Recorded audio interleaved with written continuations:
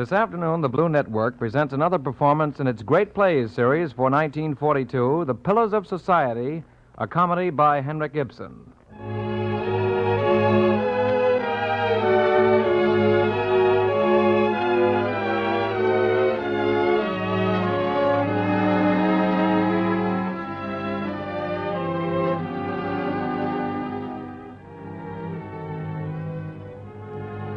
Our commentator on today's great play and on each play of the series is Barrett H. Clark, the executive director of the Dramatists' Play Service. He will tell you something of the background of The Pillars of Society and its author, Mr. Clark. In listening to the dramatic masterpieces of the world, it is always well to take them at their face value, provided they stimulate our emotions and by their truth and power move us deeply. We should ask little else. Most of the plays of the Norwegian poet-playwright Henrik Ibsen do so stimulate and move us, or they would not have survived on the stages of every civilized country in the world.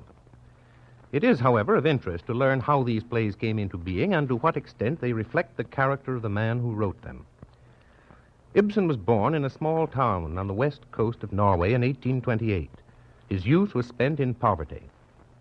Though he began writing verse at the age of 19, it was years before he was able to enjoy some degree of material comfort. He spent an uneventful and unhappy youth as apprentice to a druggist, and was known at the time as an uncommunicative and dour fellow.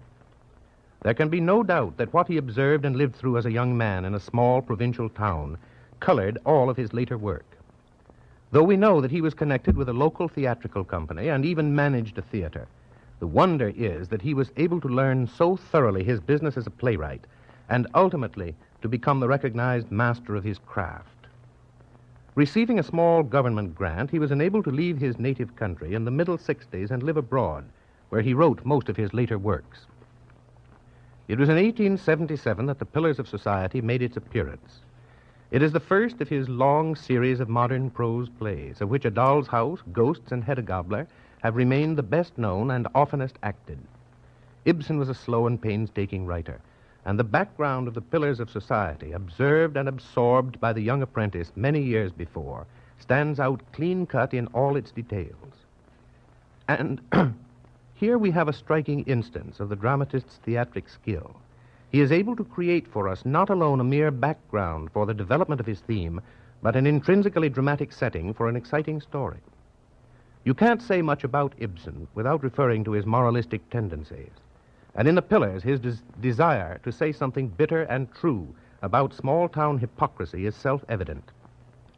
But it stands to reason that this grim comedy would have been forgotten long ago if it had been no more than a sermon. Ibsen occasionally showed his annoyance when some critic took him to task for exposing a social evil without suggesting a remedy for it. Once he barked back to an insistent interviewer that it was his business to ask questions, not to answer them. The genius of Ibsen is best seen in his ability to seize the particular, the local, the seemingly accidental, and carry it into the realm of the universal. So it is with The Pillars of Society. The small Scandinavian town in which the action passes becomes, in his hands, all towns, and the characters, in spite of their idiosyncrasies, all mankind. I can't tell you how he did it, except that he was that kind of artist, and if I could, it wouldn't make much difference. Fortunately, we have the play, and it speaks to us of today as clearly and excitingly as it did to those who first saw it 75 years ago.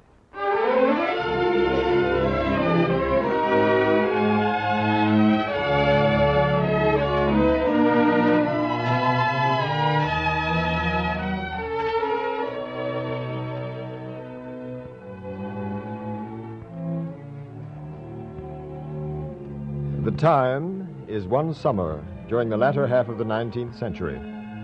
The scene, an ornate mid-Victorian living room in the house of Karsten Bernick, wealthy businessman and shipyard owner of a small Norwegian coastal town. At the room's left, a door, now closed, leads to Bernick's adjoining office. To the right, a second door, the house's main entrance, gives access to the busy, sunlit town square and to the waterfront. In the middle of the wall directly opposite us, some curtained French doors open out onto a broad veranda beyond which we can see the hedges and flowers of a formal garden. As the play opens, we find this living room now occupied by Mr. Berwick's wife, Betty, and her friends of the community sewing circle. They have been listening attentively to a story read to them by Mr. Rowland, the local schoolmaster. There, my dear ladies, that's the end of it. Such an instructive tale. Such a good moral. A book like that really gives one something to think about. Quite so, Mrs. Bernick. And it presents a salutary contrast to the emptiness and rottenness of large communities nowadays. How true, Mr. Rowland. Especially those in America, Mrs. Holt. Even in higher circles there, what's the case? A spirit of doubt and unrest on all sides. Look at their shameless love of casting doubt on even the most serious truths. Oh, but are there not many big things, too, done in America? Big things? I don't understand. Good gracious, Dina. I think it would be scarcely a good thing for us if such big things became the rule here. The important thing is to keep society pure, ladies. Yes. To ward off all the hazardous experiments that a restless age seeks to force upon us. Yes, you know, last year we only by a hair's breadth escaped the project of having a railway here. Oh, my husband prevented that. Yes? Come in. Excuse me. Oh, no, Hilma. Come along in. Do you want something? Good morning, ladies. Good morning. Good morning. Well, Mrs. Bernick, my dear sister, what is the result? Of what? Your husband has summoned a meeting, you know. Yes, he and 2 other men are in the office there. What's it all about? Oh, it's this railway nonsense over again. Oh, poor Karsten. Is he to have more annoyance over that? But how do you explain that, Mr. Tonneson? You know that last year Mr. Bernick made it perfectly clear that he would not have a railway here. Yes, that is what I thought, too. But I met Kropp, his confidential clerk, and he told me that the railway project had been taken up again, and that Mr. Bernick was in consultation with 3 of our local businessmen. I was right in thinking I heard my husband's voice from the office there. Of course, Mrs. Rummel. Your husband is in it, and so is Michael Vigeland. Hello, Uncle Hilmer. Hello. Hello, Olaf, you young duffer. Olaf. Betty Bernick, do you mean to say your son is still playing about with that ridiculous bow and arrow? Why don't you get him a real gun? He's old enough. You really mustn't put such ideas into his head, Hilma. It's a nice breed we're educating up nowadays, isn't it? We talk a great deal about manly sports, goodness knows, but we only play with the question all the same. Olaf, why on earth have you never gone over to America in one of your father's ships? You might have seen a buffalo hunt then, or a fight with red Indians. Oh, Hilma. I should like that awfully, Uncle. And then perhaps I might meet Uncle Johann and Aunt Lona. Rubbish. You can go down into the garden again now, Olaf. Yes, Mother. I'll find something to shoot at. Mr. Tonneson, you oughtn't to put such fancies into the child's head. No, of course. He's destined to be a miserable stay-at-home like too many others, Mr. Rowland. Oh, you shouldn't complain so, Hilma.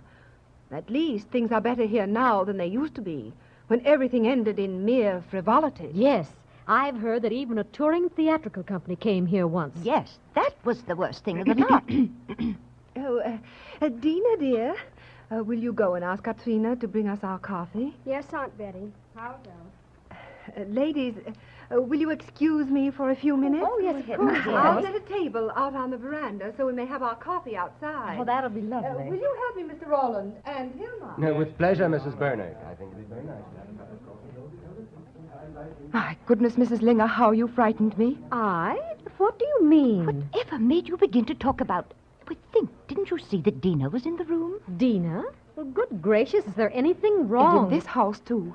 Did you not know it was Mrs. Bernick's brother? Well, what about him? I know nothing about it at all. I'm quite new to the place, you know.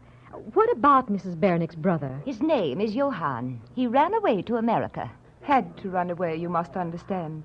Oh, then it's he the scandal is about. Yes, there was something, well, how should I put it? There was something of some kind between him and Dina's mother. I remember it all as if it were yesterday. Well, what was the scandal? Well, you must know that Muller's Theatrical Company were acting in the town that winter. And Dorf, the actor, and his wife were in it.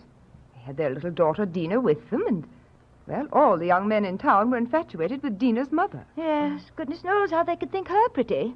Well, Dorf came home late one evening. Quite unexpectedly. And found his... Well, no, really, it isn't a thing one can talk about. And after all, Mrs. Rummel, he didn't find anything because the door was locked on the inside. Yes, and just think of it. The man who was in the house had to jump out the window. And that was Mrs. Bernick's brother? It was. And that was why he ran away to America? Yes, he had to. You may be sure. And something discovered afterwards was nearly as bad. Just think, he had been making free with the Bernick Company's cash box. But you know, Mrs. Rummel, no one was certain of that. Perhaps there was no truth in the rumor. Why, wasn't it known all over the town? Didn't old Mrs. Bernick nearly go bankrupt as the result of it? Well, what happened to Dina's parents? Dorf deserted them, and then his wife got something wrong with her lungs and died. Oh, what a horrible scandal. Yes, you can imagine how hard it was upon the Bernicks. Oh, yes. Mrs. Bernick's own brother. So never speak of it in this house, Mrs. Linger. And for heaven's sakes, never mention the stepsister either. Oh, so Mrs. Bernick has a stepsister, too. Had, luckily, for the relationship between them is all over now. Lona, her name was. An extraordinary person. Would you believe it? She cut her hair short and used to go about in men's boots in bad weather. Really? And when her stepbrother Johann had gone away and the whole town naturally was talking about him, she actually went to America to join him. And remember the scandal she caused before she went, Mrs. Holt. My goodness, did she create a scandal, too? Mr. Bernick had just got engaged to our dear friend Betty, and the two of them went arm in arm into her aunt's room to tell her the news. When suddenly up got Lona from her chair and gave our refined and well-bred Karsten Bernick such a box on the ear that his head swam. Then she packed her box and went to America. I suppose this Lona person had her eye on Mr. Bernick for herself. Of course. Well, now you know the whole story, Mrs. Linger. Yes. Oh, you may be sure I shall be most careful. Oh, but that poor child, Dina Dorf. I'm truly sorry for her. Well, really, it was a stroke of good luck for her, because after she became an orphan, the Bernicks took her into their own house here. Here she comes. Yes, Dina is really a clever girl. Yes. Is that you, Dina? Oh, how delicious your coffee smells, my dear Dina. Oh, thank you, Mrs. Holt. Ladies, will you come out here on the veranda now? Oh, yes, of course. Dina, won't you come too? No, thank you, Aunt Betty. Dina, Yes, Mr. Royland? why don't you want to sit with us on the veranda? When I came in here with the coffee, I could see that they had been talking about me. But didn't you see, too, how agreeable they were to you? Oh, that's just what I will not stand. You're very self-willed, Dina. Yes. But why? Oh, because it's my nature. Because I am one of the poor fallen creatures, you know. For shame, Dina. So was my mother. Who has spoken to you about such things? Oh, no one, they never do. Why don't they, Mr. Royland? How I hate all this kind-heartedness. My dear Dina, I can quite understand that you feel repressed here, but... Oh, if only I could get away. I could make my own way quite well if I didn't live amongst people who are so... So what? So proper and so moral. Dina! You know quite well what I mean. Oh, if only I were away from it all, I should grow to be worth something. Do you mean that going away seriously? Oh, I wouldn't stay here a day longer if it were not for you. Tell me, Dina, why is it that you're so fond of being with me? Because you teach me so much that is beautiful. Dina, I'm so deeply concerned about you, my dear. You know that you're dearer to me than I can say. If I was some other girl, you wouldn't be so afraid to let people see it. Oh, Dina, you can have no idea of the number of things I'm forced to consider. When it's a man's lot to be a moral pillar of the community he lives in, he can never be too careful. If only I could be certain that people would interpret my motives properly. Dina, is it a bargain between us that when circumstances allow me to come to you and say, here is my hand, that you will take it then and be my wife? Will you promise me that, Dina? Yes. Thank you. Oh, Dina, I love you so dearly. Gentlemen. Mr. Bernick is coming out of the office. Dina, for my sake, go out and join the others on the veranda. All right. I'll go. Hello, Roland. Hello. How do you do? And gentlemen, the matter's settled. Yes, I hope to goodness it is. And no one must falter, no one give way, no matter what opposition we meet. We'll stand or fall together, Bernick. Fall? If I may ask, isn't it the railway scheme that is going to fall? Oh, no, Roland. On the contrary, it's going to proceed. Full steam. Gentlemen, we must get out lists of subscribers, and the sooner the better. Obviously, our names must head the list. But last year, Mr. Bernick. Last year, Roland, it was quite another thing. At that time, it was a question of a line along the coast. Which would have been quite superfluous, Mr. Roland, because, of course, we have our steamship service. And thus it would have absolutely ruined certain important interests in the town. But now, however, an inland line has been resolved upon. Yes, but surely that will not touch the towns about here. It'll eventually touch our town, my dear Roland, because we're going to build a branch line here. A new scheme, then. And now the decisive moment has come to work for it with all our might. Yes, even if I have to risk all I have for it, I mean to see the matter through. And we'll back you up, Bernick. You may rely upon that. Just think what a lever it'll be to raise the status of our whole community. Just think of the immense tracts of forest lands it'll make accessible, the rich deposits of minerals, water power, possibilities for new manufacturing developments. And you're not afraid that an easier intercourse with the depravity of the outer world? No. You may make your mind quite easy on that score, Mr. Rowland. Our little hive of industry rests nowadays, God be thanked, on a sound moral basis. We've all of us helped to create that, and we'll continue to preserve it. The foreign mail, Mr. Bernick, and a telegram from New York. Oh, yes, Crop. And the owners of the Indian girl. Oh, is the mail in? Then you must excuse me, too. And me. Good day, Bernick. Good day, gentlemen. And remember, we have a meeting this afternoon at 5 o'clock. Yeah. Oh, yes. I won't forget. Of course. Right, so. Right. This is thoroughly American. Absolutely shocking. Well, look at this letter, Crop. Read it. Yes, sir. Do the least repairs possible. Send over Indian girl at noon as she is ready to sail. Good time of year. At a pinch, her cargo will keep her afloat. Well, I must say... You see the state of things in those vaunted great communities. You're quite right, Roland. Not a moment's consideration for human life when it's a question of making a profit. Crop? Yes, sir.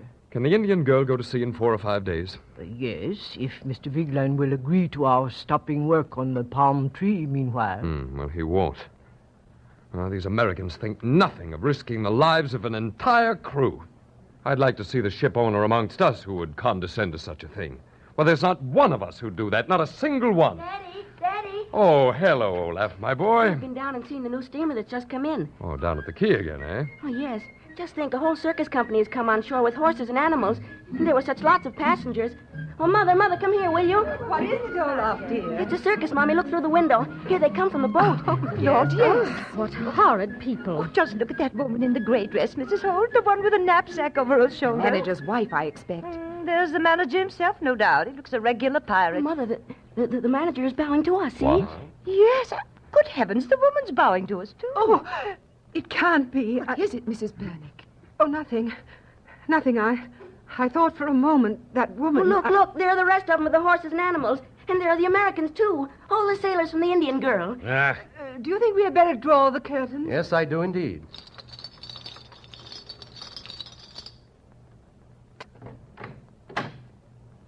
Good day, everyone. The manager's wife. Heavens. What does this mean? How do you do, Betty, dear? Lona. How do you do, brother-in-law Karsten? Sure as I'm alive. Lona. Lona. Is it really? Really me? Yes, indeed it is. You may fall on my neck if you like. And you actually mean to appear in a...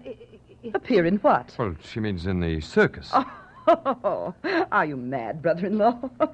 We are travelers, indeed, but not members of the circus troupe. We, did you say? Myself and John, of course, or Johann, as you used to call him. Johann? The scapegrace brother, Mrs. Linger. Is, Johann with you? Of course he is. I certainly wouldn't come without him. Now, why do you look so tragical, and why are you sitting here in the gloom sewing white things? There hasn't been a death in the family, has there? Madam, you find yourself in the Society for Fallen Women. What? Can these nice, quiet-looking ladies possibly... Really, Oh, I understand. But bless my soul, that is surely Mrs. Rummel. And Mrs. Holt sitting there, too. What a joyful occasion this is. A homecoming is not always a joyful occasion. Indeed. How do you read your Bible, Mr. Parson? I'm not a parson. Oh, you'll grow into one, then. But why have you got the curtains drawn? We must have some light in here. There. We must have broad daylight for when Johann comes. Ah. Yeah. Why, surely isn't that Hilmar? Is he still loafing around here saying, eh? I do not loaf. It is the state of my health that keeps me here. Ladies, I don't think any of us is in the mood for any more work today. I suppose we're to meet again tomorrow? Yes, let us. I shall be on the spot. You? Pardon me, Miss Hessel, but what do you propose to do in our society? I shall let some fresh air into it, Mr. Parson.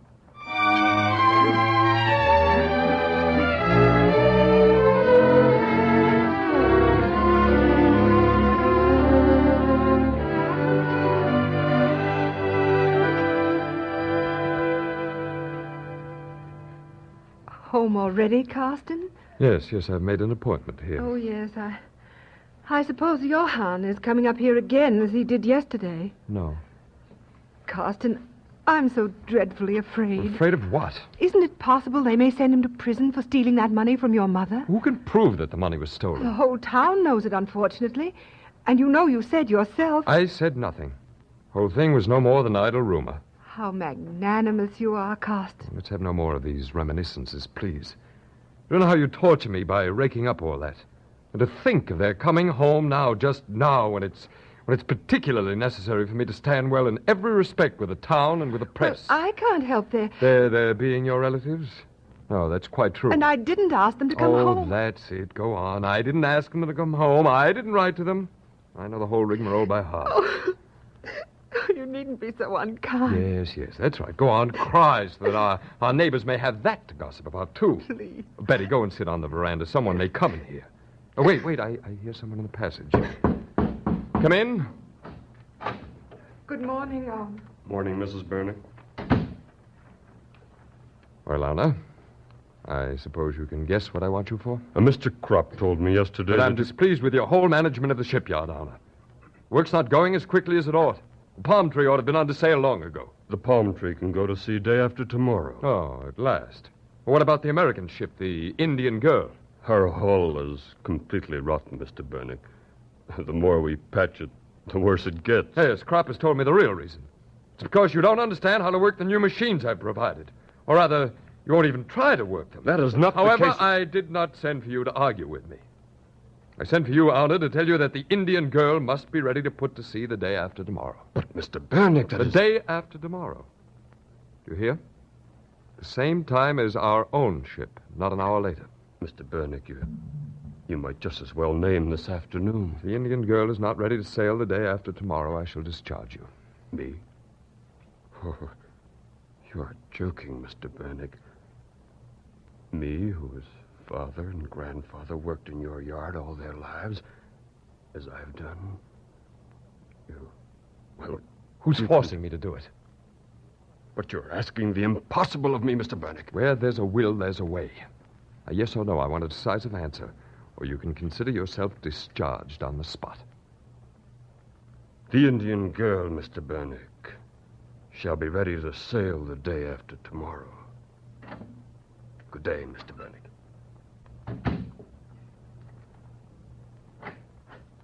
Oh, morning, Helmer. Yes. Come right on in. Morning, Karsten. I suppose you know all about it, too? That the scandal is in full swing? What do you mean? Why, that our two friends from America are displaying themselves about the streets in the company of Dina Dorf. But you should have spoken to Johann and told him that... In the open street? No, excuse me. I could not do that. Well, we shall see if the press doesn't put a stopper on him. The press, do you say? There are such hits flying about. That impudent newspaper fellow Hammer came in and congratulated me at the top of his voice on the return of my rich cousin. Rich? Those were his words. Naturally, I gave him to understand I knew nothing about Johann Tannisson's being rich. Really, he said, it's very remarkable. People usually get on in America when they have something to start with.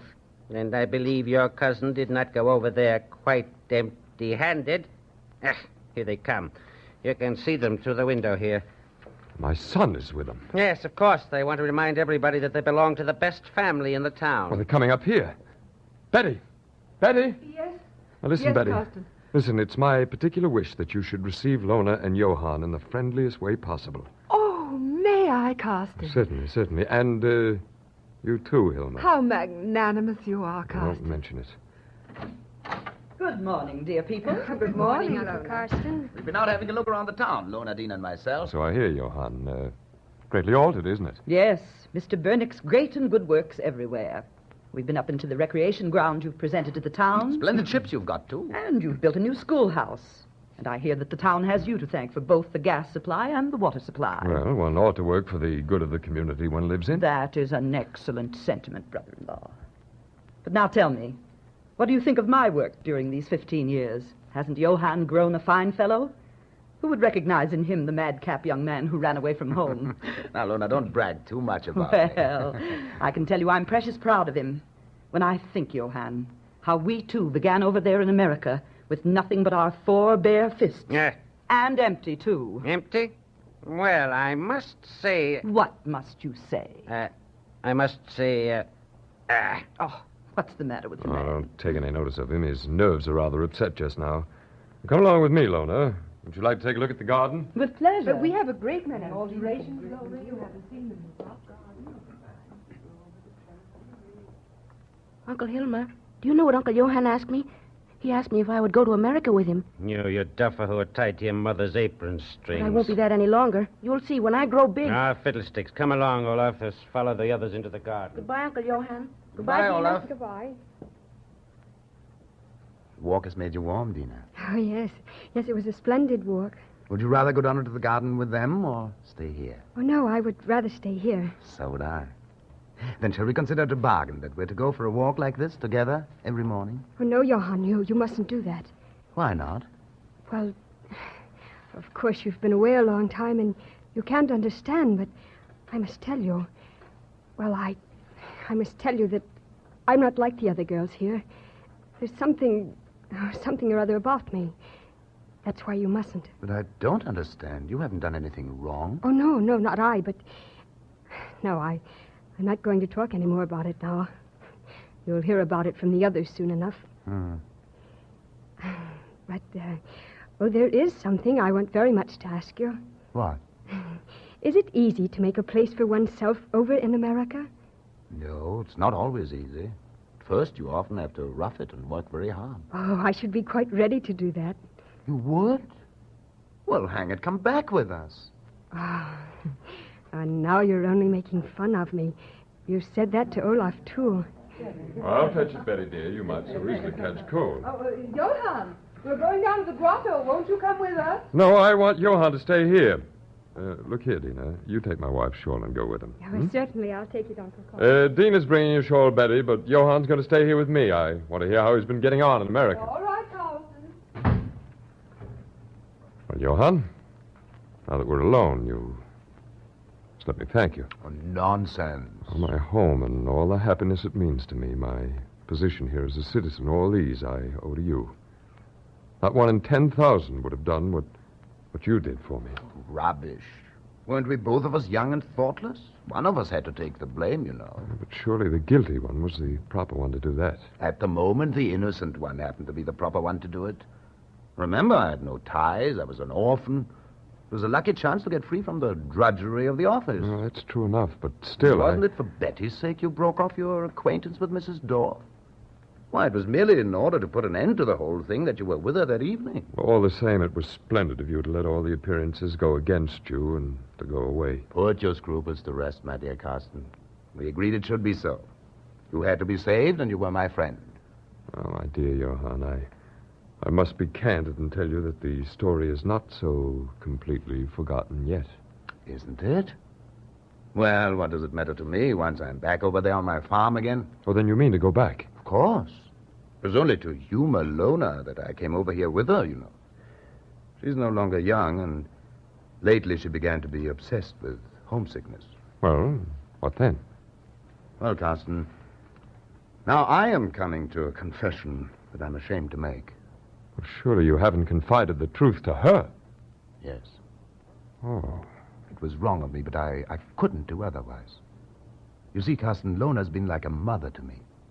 And when I saw that she wanted so terribly to see her own country and people once again, I said, you go home for a trip, Lona. Don't be afraid for me. I'm not so bad as you think. And so, the end of it was that she had to know. But make your mind easy, Karsten. Lona will let nothing out, and I shall keep my mouth shut as I did before. Yes. Yes, I rely on that. Thank you, Johann. Thank you. Forget it, Karsten. Excuse me, there's something I must do now.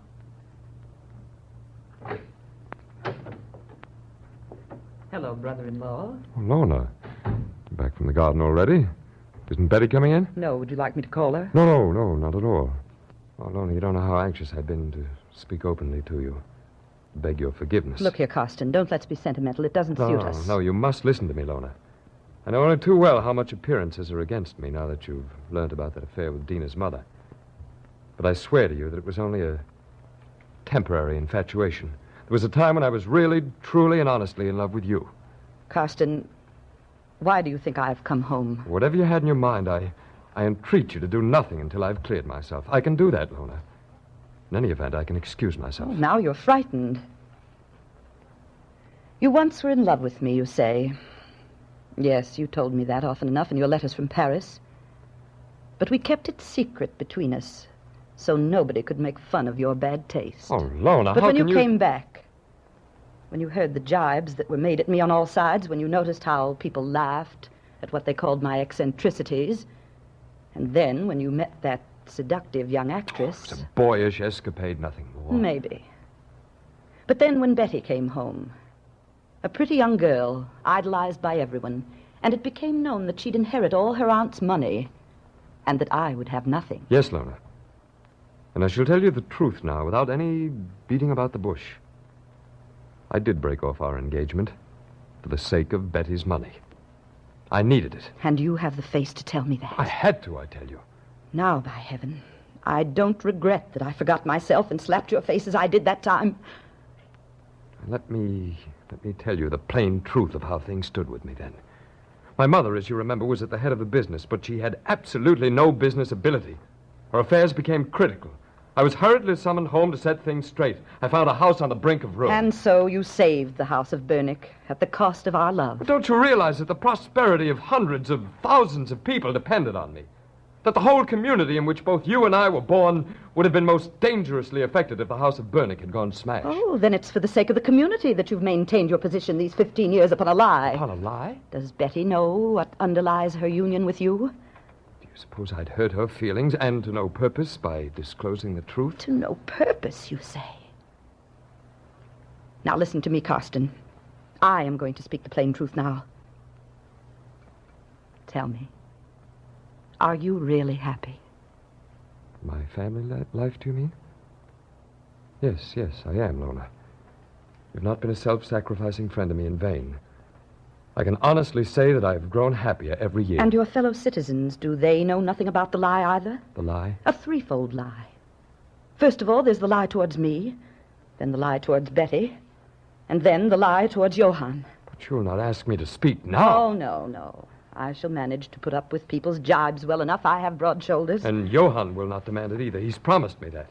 But you yourself, Karsten, do you feel within yourself no impulse urging you to shake yourself free of this lie? Well, do you suppose that of my own free will I'd sacrifice my family happiness and my position in the world? Lona, what is your object in coming here? I want to help you to find self-respect for yourself, Karsten. Revenge? You want to revenge yourself? But only Johann can speak with authority, and he'll be silent. If anyone else accuses me, I'll deny everything. Come in. Oh, good morning, my dear Bernick. Good morning, Lona. Bernick, you must come up with us to the Commercial Association. There's a meeting about the railway scheme, you know. I can't, Rummel. It's impossible just now. Bernick, you must. There's an opposition to us on foot. The press is declaring that private interests are at the back of the new proposal. Well, then explain to them that... Our explanations have no effect. You must come yourself. Naturally, no one would dare suspect you of such duplicity. I should think not. Excuse me, Mr. Bernick, for bursting in like this, but I'm terribly upset. What's the matter with you, Roland? I must put a question to you, Mr. Bernick. Is it with your consent that Dina, who has found a shelter under your roof, shows herself in the open street in the company of a person who... What person, Mr. Parson? With the person from whom of all others in the world she ought to be kept farthest apart. Oh, I didn't know anything about it. You must excuse me. I'm in a great hurry. I'm due at the Commercial Association. Lona, Dina's going with us to America. Oh, Johann, please. Can I believe my ears? Dina, answer me. Do you mean to do this entirely of your own free will? For I must get away from here. But with him? With Johann? Very well, then. You shall learn who he is. Not another word, Roland. She shall know. Dina, this is the man who was the cause of all your mother's misery and shame. He? Oh, Johann, is this true? Karsten, you answer. Not another word. You must not say another word about it today. Oh, then it is true. Yes, it's true. And more than that, this fellow Johann, whom you were going to trust, did not run away from home empty-handed. Ask him about old Mrs. Bernick's cash box. Mr. Bernick can bear witness to that. Liar. The truth will out, and it is the truth. Mr. Bernick has admitted, and the whole town knows it. Now, Dina, you know the man you were about to go away with. Karsten. What have you done? Why, you positively must come now, Mr. Bernick. The fate of the whole railway is hanging by a thread. What is it? What must I do? You must go and be a pillar of society, brother-in-law. Yes. Come along. We need the full weight of your moral excellence on our side.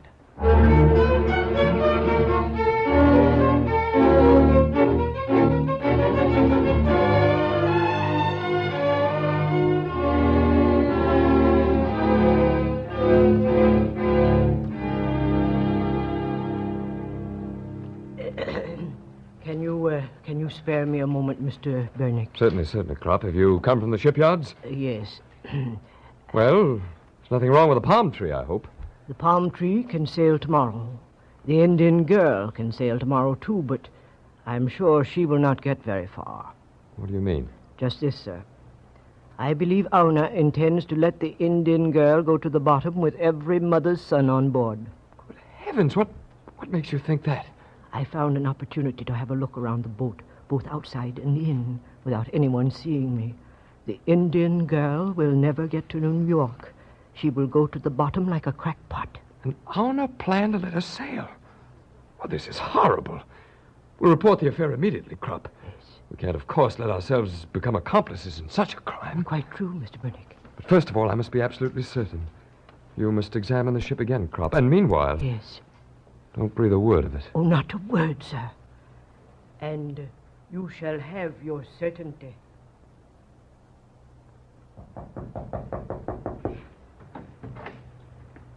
Good morning, brother-in-law.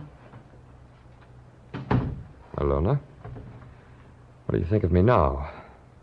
After hearing about the other crime I let people attribute to Johann. The theft of money from old Mrs. Bernick's cash box. I think the same of you as I did yesterday. A lie, more or less. Oh, no. I must explain that to you. Where is Johann? He's coming soon. Because after hearing that story, you'll both understand now that my whole life will be ruined if the truth comes to light. I can understand that. Of course, it stands to reason that I wasn't guilty. Well, who was the thief? Well, there was no thief. What? There was no money stolen. Not a penny. But those rumors.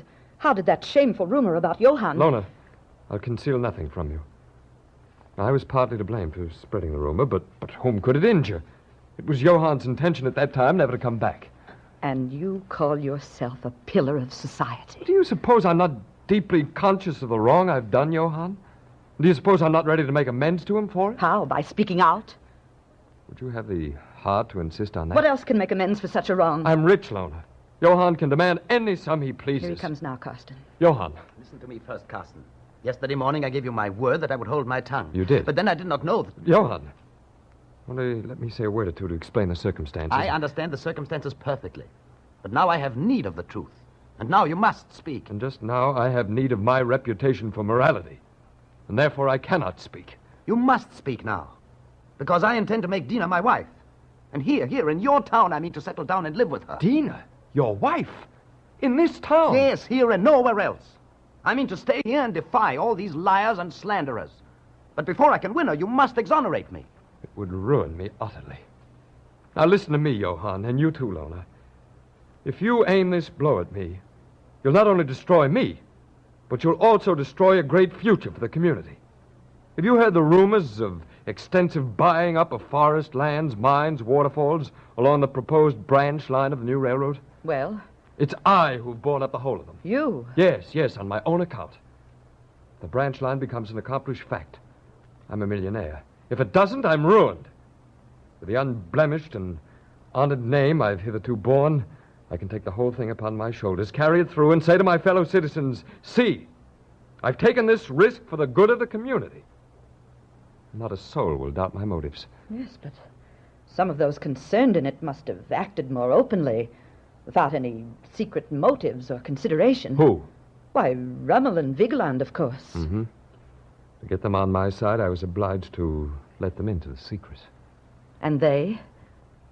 They've stipulated for a fifth part of the profits as their share. Oh, these pillars of society. But I have no concern with the money. My life's happiness is at stake. The welfare of your native place is also at stake.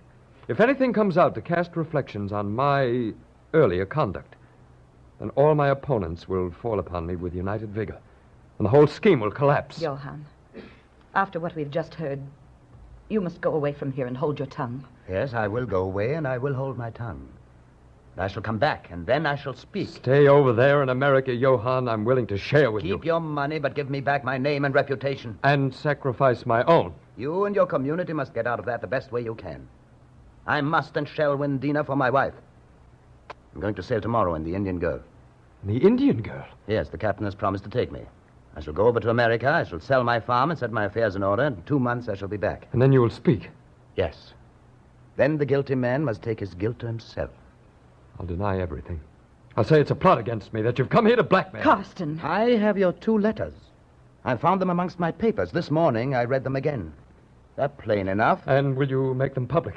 If necessary. And you'll be back here in 2 months? I hope so. The wind is fair.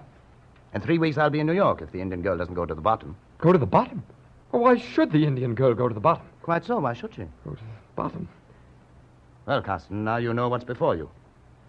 You must find your own way out. Mr. Royland, I don't think Dina. you had...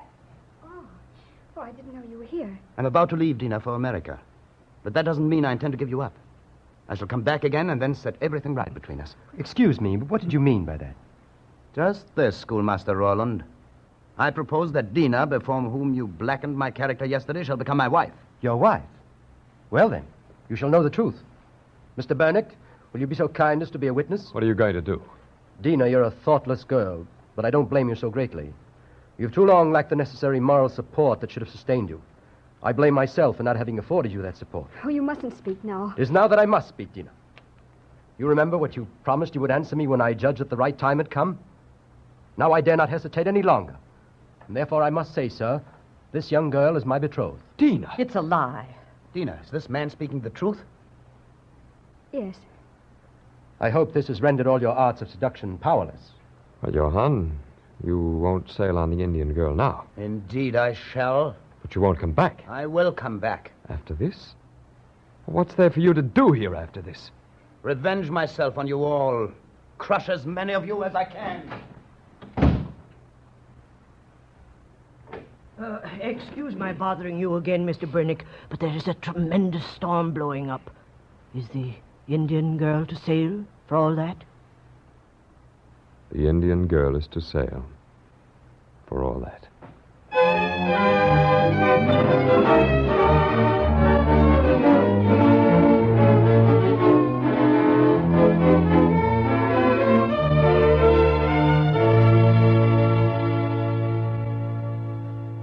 Karsten Bernick, the proudest moment of your life has come.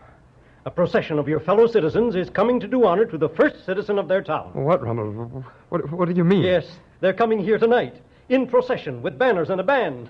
We ought to have had torches, too, but we didn't like to risk that in this stormy weather. Why didn't you tell me about this before? Well, just because I was afraid you'd raise objections. What's that noise? Huh? Are they coming already? I thought I heard singing. Oh, singing? Oh, that's only the American sailors. The Indian Girl is being towed out. Towed out? Yes. Oh, yes. Rummel, I can't receive the crowd here this evening. I'm not well. Then you must pull yourself together. You must receive them. Vigeland and I attach the greatest importance to carrying this thing through. We've got to crush our opponents under the weight of as complete an expression of public opinion as possible. Rumors are getting about the town. Our announcement about the purchase of the property along the branch line cannot be withheld any longer. Well, thank goodness you have a name that will be a tower of strength, Bernick. Tell me, do you think there's a very heavy sea running outside tonight? Why? Are you nervous? Shh. Your voices again. Oh, those are from on board the Palm Tree. Good evening, Mr. Bernick. Good evening, Mr. Rummel. Is anything the matter, Crop? I say nothing, Mr. Bernick. They say the entire crew of the Indian Girl is drunk, and I'll stake my reputation that they won't come out of it alive. Yes, come in. Good evening, gentlemen. Well, Karsten, now I can say Johann's goodbyes for him. Lorna, is he on board already? He will be directly. We parted a few moments ago outside the hotel. And he persists in his intention. As firm as a rock.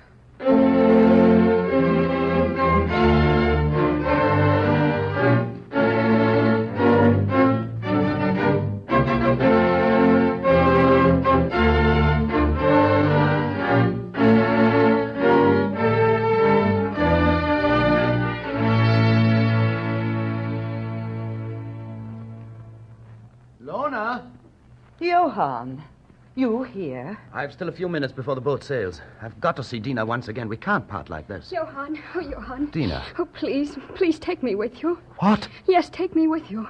Roland says that he means to announce our betrothal to everyone this evening. Dina, do you love him? Oh, I've never loved the man. I'd rather drown myself than be engaged to him. Tell me, Dina, is that the only reason you're coming away? Do I mean nothing to you? Oh, Johann, you mean more to me than anyone else in the world. Dina. Everyone here tells me that I ought to hate and detest you, that it's my duty, but I can't see it that way and never shall. Then what is your answer, Dina? I will be your wife, Johann. Oh, Dina. My dear ones, I'm very happy for you. But it's getting late now. You've got to get on board. Yes, we have no time to waste. Goodbye, Lona. And thank you for all your love. Goodbye, Johann. Goodbye, Dina. Goodbye. Oh, here you are, Lona. Yes. Well, brother-in-law, your great and solemn moment is at hand. Yes, it is. At such a moment, I should think a man would feel proud and happy. Do you suppose I shall feel happy at that moment? No, I don't suppose you will. Lona, you despise me. Not yet. You have no right to. Lona, you can have no idea of how utterly alone I stand in this crammed and stunted community. So, at last, you've begun to realize. Karsten, tell me, what gratification does all this show and deception bring you? What brings me? None. It's for my son that I'm working now. I'm providing a career for him. There'll come a time when truth will enter into the life of the community, and on that foundation he shall build up a happier existence than his father. With a lie at the bottom of it all? Consider what sort of inheritance it is you're leaving to your son. Oh, it's 1,000 times worse than you think. Still, I must go on. You shall not succeed in crushing me. Karsten, you talk about our having come here to crush you. But Johann is gone now. He said he meant to come back. Johann will never come back. He's gone for good, and Dina with him. Never come back. And Dina with him? Yes, to be his wife. She too? In the Indian girl? No, Johann and Dina are on the palm tree. Oh, well, then it was all in vain. Crop! Crop, stop the Indian girl. She must not sail tonight. The Indian girl is already standing out to sea, Mr. Bernick. It's too late. Too late and all to no purpose. What do you mean? Nothing. Leave me alone. Now, look here, Karsten. Johann was good enough to say that he entrusted to me the good name and reputation that he once lent to you. See, I have the 2 letters you wrote him, right here in my hand. You've got them? You mean now, this very evening? I did not come back here to betray you. Look, I'm tearing your 2 letters to bits. Now, there is no evidence against you, Karsten. You are safe now. Be happy, too, if you can. Oh, Lona, why didn't you do that sooner? Now it's too late. Life no longer seems good to me, not after today. Why, what has happened? Now, don't ask me. I cannot find anyone there. All out, even Betty. What's the matter with you, Helmer, bursting in like this? I daren't tell you. You must tell me. Very well, then. Olaf has run away on board the Indian girl. Olaf? On board the Indian girl? Oh, no. No. Yes, he is. Now I understand this letter. Crop, stop the Indian girl at any cost. Why, it is impossible, sir. You must stop her. Olaf's on board. What? He's written to me, you see, yes. He says he means to hide among the cargo till they're in the open sea. I'll never see him again. I've lost him, Lona. What? Huh? What's that, Rummel? Procession must be coming, Karsten. I can't take any part in it, Rummel. I will not. What are you thinking of? Draw back the curtains. Karsten, do you know? Yes, Betty, I know. Now I've lost my son. Why didn't you look after him? But I did. I've got him safe. You've got him safe? Was that true? Where is he? I shan't tell you till you've forgiven him. Forgiven? But how did you know? Don't you think a mother sees? Some words he let fall yesterday, and then his room was empty and his knapsack and clothes missing. Yes. I ran and got hold of Auna. We went out in his boat. The Indian girl was on the point of sailing. Thank heaven we were in time. Oh, Karsten, you must not punish him. Betty. Nor Auna either. Auna? Well, what do you know about him? Is the Indian girl under sail again? No, that's just it. Auna took it upon himself, in your name, to stop the ship sailing till tomorrow. You're not angry. can't tell you how glad I am, Betty. The procession is just coming through your garden gate, Mr. Bernick. They can come now. The whole garden is full of people and the street is crammed. Really is a moment that makes one proud. And now, here comes the committee with Mr. Rowland at their head. Let them come. Are you sure you know what to say? Yes, make your mind easy, Rummel. I know what to say now.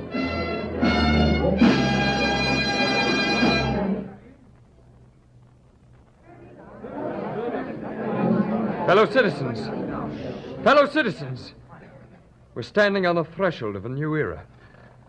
But before that can come to pass, we must lay fast hold of truth. And to that end, I must begin deprecating the praises with which you've tonight overwhelmed me. I do not deserve them. There have been rumors of extensive purchases of property outside the town. These purchases have been made by me alone. The properties are, for the time being, in my hands. But I've tonight come to the decision that they shall be exploited as a company, of which the shares shall be offered for public subscription, and anyone that wishes can take shares. No, I have no right to this homage you offer me, because the decision I've just come to does not represent what was my first intention. My intention was to keep the whole thing for myself. Now I'm willing to administer them for you to the best of my abilities. And now for the principal reckoning I have to make with the community. In his speech earlier, Mr. Rowland said that certain pernicious elements had left us this evening. I can add what you do not yet know. The man referred to did not go away alone. With him to become his wife went... Dina Dorf. What? Run away with him? It's impossible. To become his wife, Mr. Rowland. And I will add more. This is what I have to say. Hats off to that man, for he has nobly taken another's guilt upon his shoulders. My friends, I want to have done with falsehood. It's very nearly poisoned every fiber of my being. You shall know that truth now. 15 years ago, I was the guilty man. Karsten, now at last you've found yourself. Yes, I was the guilty one, and he went away. The vile and lying rumors that were spread abroad afterwards, it's beyond human power to refute now. But I have no right to complain of that. For 15 years, I've climbed up the ladder of success by the help of those rumors. Whether or not they are now to cast me down again, each of you must decide in your own mind. What a thunderbolt, our leading citizen. How sorry I am for you, Mrs. Burke. But come to no decision tonight. I entreat every one of you to go home, to collect his thoughts, to look into his own heart. When once more you can think calmly, then it will be seen whether I've lost or won by speaking out. Good night.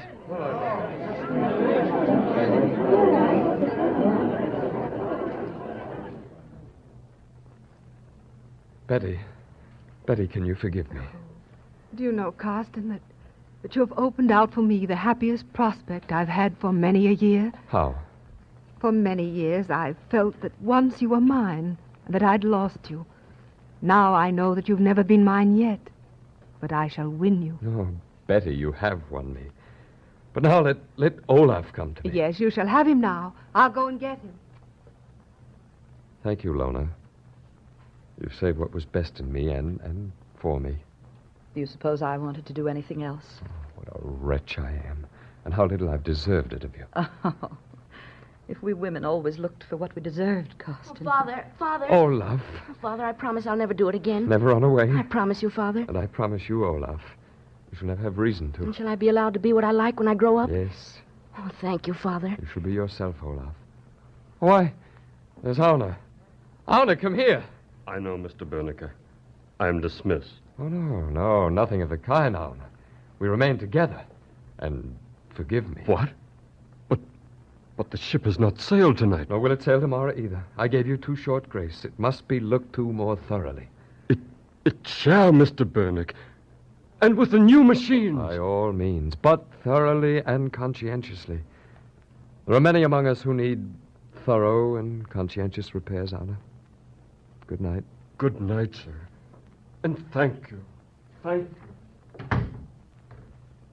Now they're all gone. All but the family.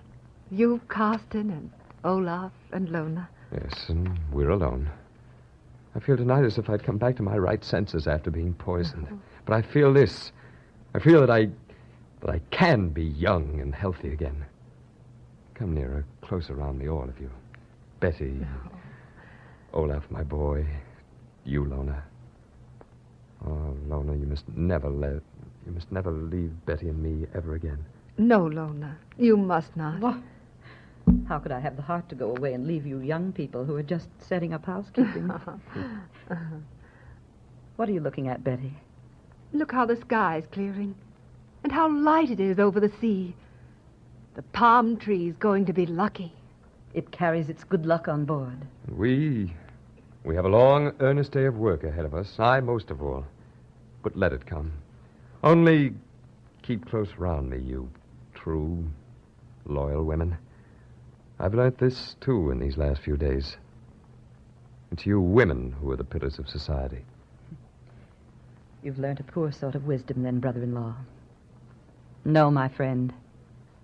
The spirit of truth and the spirit of freedom, they are the pillars of society.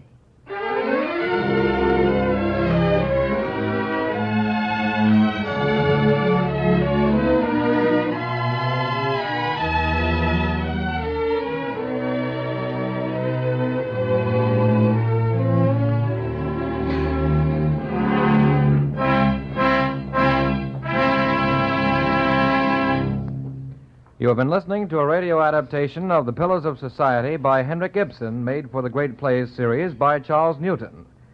The cast included Bernick, played by Arnold Moss, Mrs. Bernick, Peggy Allenby, Mrs. Rummel, Irene Hubbard, Dina, Sammy Hill, Johann, Peter Capel, Lona, Betty Gard, and Roland, Joseph DeSantis.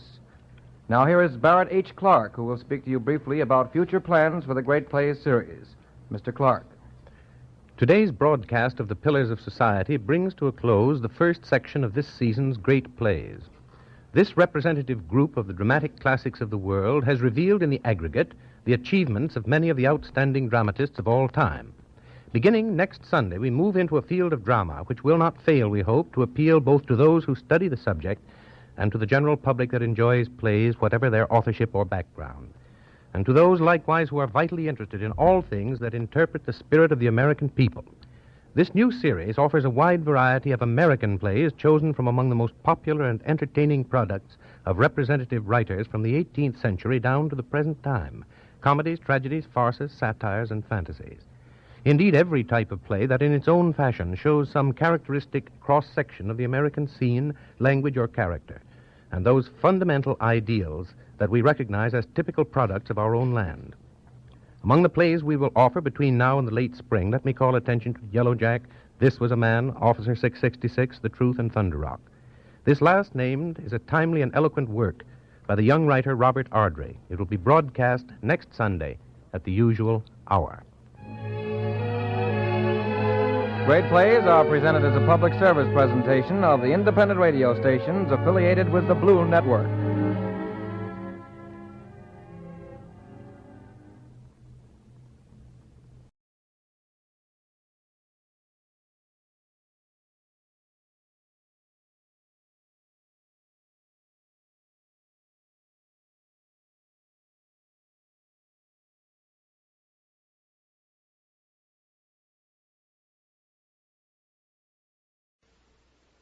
This is Studio One at CBS.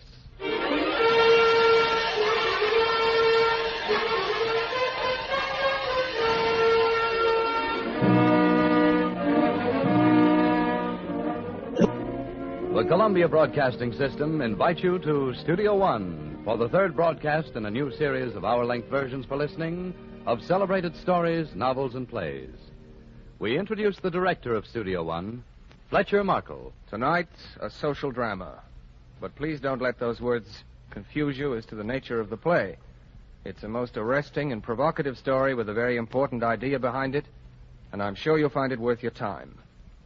Back in the days when its author, Henrik Ibsen, hurled his plays at the world, they rocked nations. Some of them are now out of date or out of style, but others are just plainly and simply neglected. Poor Ibsen. One can reasonably imagine him sulking in one of the cooler corners of heaven reserved for Scandinavians, muttering in his beard about what has happened to his plays. But tonight's story is one that would surely snap him out of his dark mood. It's called An Enemy of the People. Arranged in contemporary terms, we're going to perform it for you now. For you and for Ibsen.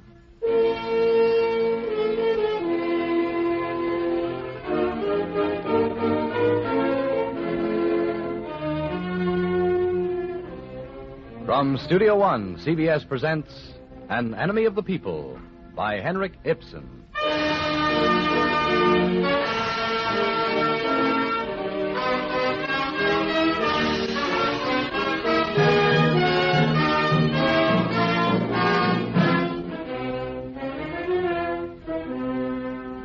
My affairs are going very nicely these days, Hofstad. That was the voice of Dr. Thomas Stockmann. You've met him somewhere, or someone like him. He's slipping over into the heavy side of middle age. He's a family man with a grown-up daughter, Polly, and 2 sons in their teens. He's a confident man. It's in his walk, what he has to say, in his clothes, and most of all in the way he keeps taking off his glasses and waving them at you to stress his points.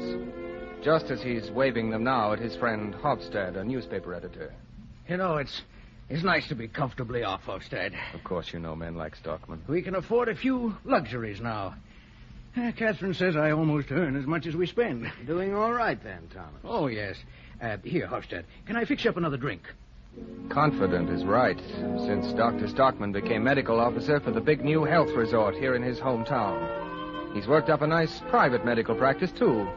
His stock is pretty high among the townspeople because it was his idea developing the rather unusual mineral waters just on the edge of town. There you are, Hofstad. Just the way you like it. Oh, thank you, Thomas. That fellow Stockmann is talking to, Hofstad, he's a very good friend of the doctor's. He's editor of the People's Messenger, the local paper. Some people consider him pretty far advanced politically. That's one of the things Dr. Stockmann likes about him. If Hofstad is the advanced element in the town, I suppose the doctor's brother, Peter, is at the opposite end of the scale of morality. Peter Stockmann is the mayor of the town, and he'll probably get elected again next year if his speeches are dull enough, and they are, and if he compromises enough, and he does. Peter Stockmann is also chairman of the board of directors for HR Enterprises, Health Resort Enterprises. He's done all right for himself. The 2 brothers never got along very well together. Too many differences between them. Peter, you don't appreciate this town as I do. Having to live so long away from it in my little outpost up north, hardly seeing anybody. Then to come back here, so much going on, and the community spirit. I appreciate the town. Yes, the town's all right, Thomas. Now with the new health resort, well, if it's a success, then we all gain. It isn't just the money. It's having all kinds of things to work for and fight for. That's what matters. Is it? I'm really happy here as health officer, so comfortably off. Able to provide some comforts at last for Catherine and the children. We nearly starved up there in the north. Oh, now, Thomas, you exaggerate. I don't mean starvation from not enough to eat, but starvation for mental stimulation. Oh, the joy of mixing with progressive and inquiring minds like Hofstad. Say, what's this article of yours Hofstad's going to print in his newspaper? Oh, that. It's about the health resort, I hear. Yes, it won't be going in the paper for a while yet, though. Why not? Oh, I'd rather not talk about it just now. Look here, I'm entitled to know about all arrangements regarding HR Enterprises. You should route that matter through the proper channels, businesslike. I see you've heard rumors. Well, you have to check with your superiors. They're held responsible. Well, Peter, it's too soon to talk about it. Yes, you think you can say whatever you like and even write it. But believe me, this high and mighty independence, you'll pay for it sooner or later. Yes, Peter. I'm serious. You always are, Peter. And about the wrong things.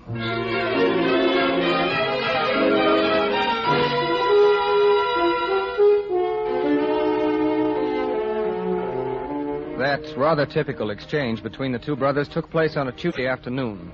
Neither knew how close they were to the most violent battle the 2 had ever had. The thing that set it off came that night. The doctor was sitting at home fooling and laughing with his family, and his father-in-law, Morton Callum, was over that night, too, and Hofstad. And Stockmann's daughter, Polly, a schoolteacher, came along late.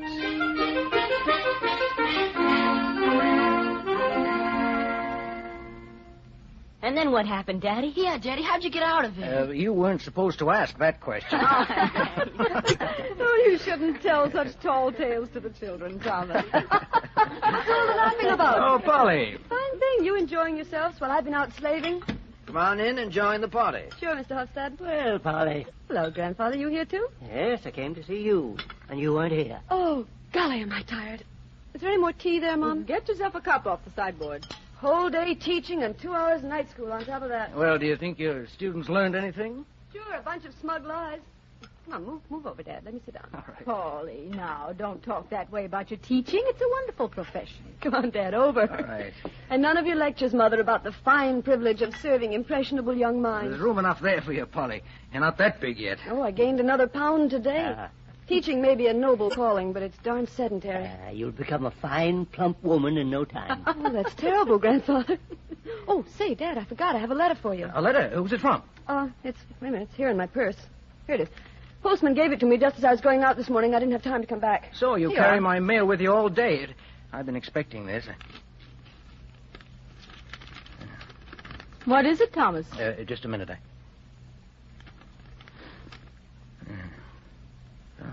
Yeah, just as I thought. I'll greet my dear brother Peter with this in the morning.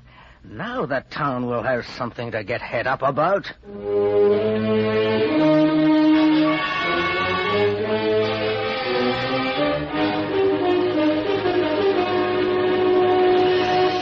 I don't understand all this, Thomas. I kept quiet until I had proof, Peter, and now I've got it in this letter. I warned the board there were dangers in the design and location, but nobody would listen to me then. Well, they'll have to now. Come to the point. You know what this health resort we've sunk so much money in to attract tourists and invalids? Do you know what it really is? What is it? The whole place is a pest house. Oh, a health resort? Health? It's polluted. It's saturated with disease. All the waste products up at Mulladow from the tannery, all that stinking filth is infecting the water in the pipes leading to the reservoir and seeps out on the shore, too. Where the bathing beach is? Exactly. Our bathing beach is a cesspool of dangerous bacteria. But that's your father-in-law's problem. It's his tannery that's contaminating the water. And you'd better not cross up old Morton Callum. He's your security. Your family will be getting his money someday. I know, Peter, but you must remember it was H.R. Enterprises that made the water diversion. Oh, Morton Callum isn't responsible. The tannery isn't responsible, not legally. Remember last year we had some tourists take sick here? Typhoid cases and cases... They were infected before they came here. You said so, Well, I thought so then, but later, in the winter, I began to change my mind. So I went to work as health officer and got some samples of the water. I tried to make the tests myself, but with the small amount of lab equipment I have at hand... You were mistaken, You couldn't prove it? And I sent the samples, both of the drinking water and the swimming water, up to the university to have an accurate analysis made. And? Here it is, this letter. It proves the presence of decomposed organic matter in the water. Full of infusoria and it... Oh, it's an appalling situation. I don't believe it. Well, here's the letter. Read it yourself. Was it necessary for you to make all these investigations behind my back? Yes, because until I was absolutely sure about it... And you feel absolutely sure now? It's there in the letter. Can you doubt it? And as local health officer, you intend to bring this before the board? Yes, I've prepared a report with recommendations. What we're giving the tourists now is a constant supply of disease germs. Just think, water that's infectious whether you drink it or swim in it. That's what we offer sick people who come to us in good faith and pay exorbitant rates to be made well again. As usual, you exaggerate, do you not? What's needed is a new drainage system to draw off the waste material from Mulladow and relay the water... Do the whole thing over again? Well, do you see any other way out of it? I don't. And what do we do with the resort in the meantime? Why, no one had come near the place after it got around that the water was dangerous. Yes, but, Peter, that's what we're up against. There are other towns along the waterfront that'll grab off our tourist trade. And then where are we going to be? We might as well give up the whole project, lose everything. And you can be proud of having ruined your hometown. Me? I've ruined it. Yeah, I didn't put the bugs there. Health Resort Enterprises is the only thing that ever brought any business to this town. We've got a bit of a future now. Granted. What do you suggest we do? Nothing. I'm not convinced that the water's as bad as It'll be even worse this next summer when the hot weather comes. Want an epidemic on your hands? Oh, stop exaggerating, Thomas. A competent physician ought to know what measures to take to prevent any trouble. Or at least to... Here's the whole point. You have to accept the engineering that's been done on the water system. Oh, I'm sure the board will give some consideration to your suggestions for improvements. As long as it doesn't cost too much. That would be a nice piece of fraud. Fraud? Yes, a fraud. A lie. An out-and-out public crime. I told you before, I'm not convinced there's any immediate danger. Look, it was because of your influence, your pressure, that the health resort was built so near the water outlets from the tannery. Because you own property there. That's what's bothering you, that blunt-headed greed and stupidity of yours. Huh? I don't see through you. What if I do protect my reputation? It's for the good of the town.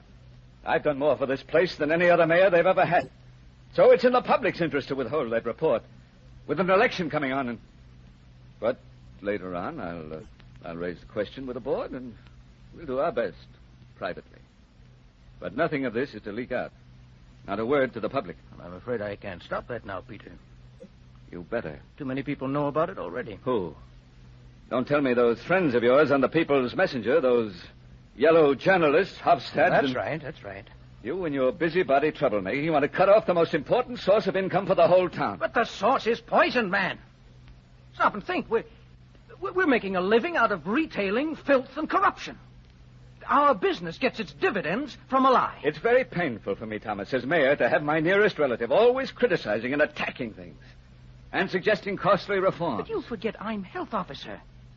Don't you think it's the duty of every educated man to pass on his knowledge and ideas to the public? Oh, leave the public alone. Just stir up a lot of fuss. Are things so perfect they don't need to be criticized and changed? That's your honest opinion? Yes. You're a fanatic and a fool. You've no idea how much harm you do yourself by being so outspoken. You fight with the authorities and you fight with the businessmen. You disregard everyone you should have some consideration for. You've forgotten completely that it was I who got you your appointment as medical officer for the resort. I was entitled to it. I was the first one who saw that the town could be made into a successful health resort, and I was the only one at the time. I had to plug away at it for years, and I wrote and wrote. Well, it wasn't the moment for it. As soon as the opportune time came, I and others, practical businessmen, took the matter up. Yes, and made this mess of it. Pretty bright bunch. Thomas. What? Look. Now, we're brothers, Thomas. I want you to do something. But if you don't, I'm going to get tough, too. Oh, you are? Since you've been stupid enough to let this matter get out when it should have been treated as official and confidential, you're going to make a public retraction. A retraction? How? After further investigation, you will come to the conclusion that the situation isn't as bad as you figured in the first place. You expect me And to... also, you'll make a public statement of your confidence in the Board of Health Resort Enterprises and in their great readiness to remedy any defects or any possible defects. Oh, but you won't be able to fix it by tinkering here and patching there. It's impossible. How can I say it more emphatically? Impossible. Maybe I should remind you. You have no right to a private opinion. No right? As a subordinate member of the staff of HR Enterprises, you have no right to express any opinion which runs counter to that of your superiors. Oh, but this is too much. I'm a doctor, a man of science. And you tell me I've no right in my own this field isn't a matter that's just scientific. It's more complicated and involves economic as well as technical. I don't care what it involves. You a pack of... I won't allow it. I, your superior, and you'd better obey me or you'll... Obey you?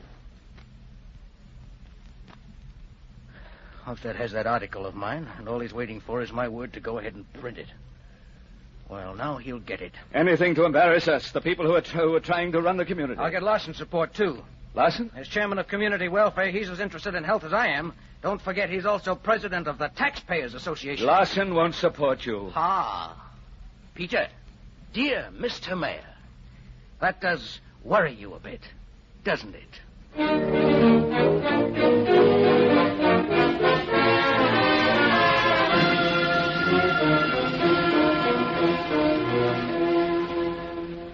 Hello, Hofstad? Yeah, Thomas? You can go ahead and print that article of mine on the water situation. Good.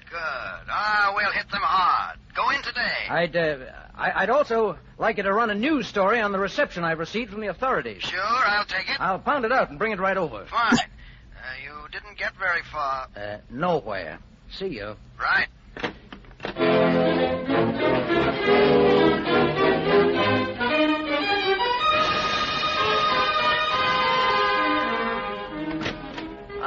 Good, Mr. Larson. You're in. Hello, Doctor. Sit down. Your brother was just here, just left. My brother? What did he want, about the water? Yes. I suppose he tried to tell you a lot of lies. Doctor, this is a serious matter. Is it true it'll cost close to $500,000 to make the engineering changes necessary? I don't know what it'll cost. Maybe. And the town will have to pay for it? No, the company will pay for it. Health Resort Enterprises. But the company isn't in a position to incur any further expenses. Your brother just told me that. He should know, both as chairman of the board and as mayor. He also told me it might mean things will be shut down for 2 years while the changes are made. What is the town going to live on in the meantime? A lot of new people have moved in here. Some stores I don't know, but the resort can't go on as it is, infecting people. I'm sorry, Doctor. I'm afraid I can't go along with you on this. But wait a minute, Mr. Larson. No, it won't be any use. I don't see where there's any choice but Close up the resort for 2 years if it's necessary. Are you out of your mind? Every storekeeper in the town would be ruined. Real estate values... Well, maybe that's better than infecting the whole country. The tourists will carry the infection with them. Doctor, I've always been a reasonable man. You and I have always gotten along well together. But I must say this is going too far. You're saying things like that. I'm inclined to agree with your brother. You're exaggerating. This whole thing is imagination. Imagination, Mr. Larson? This is solid scientific fact.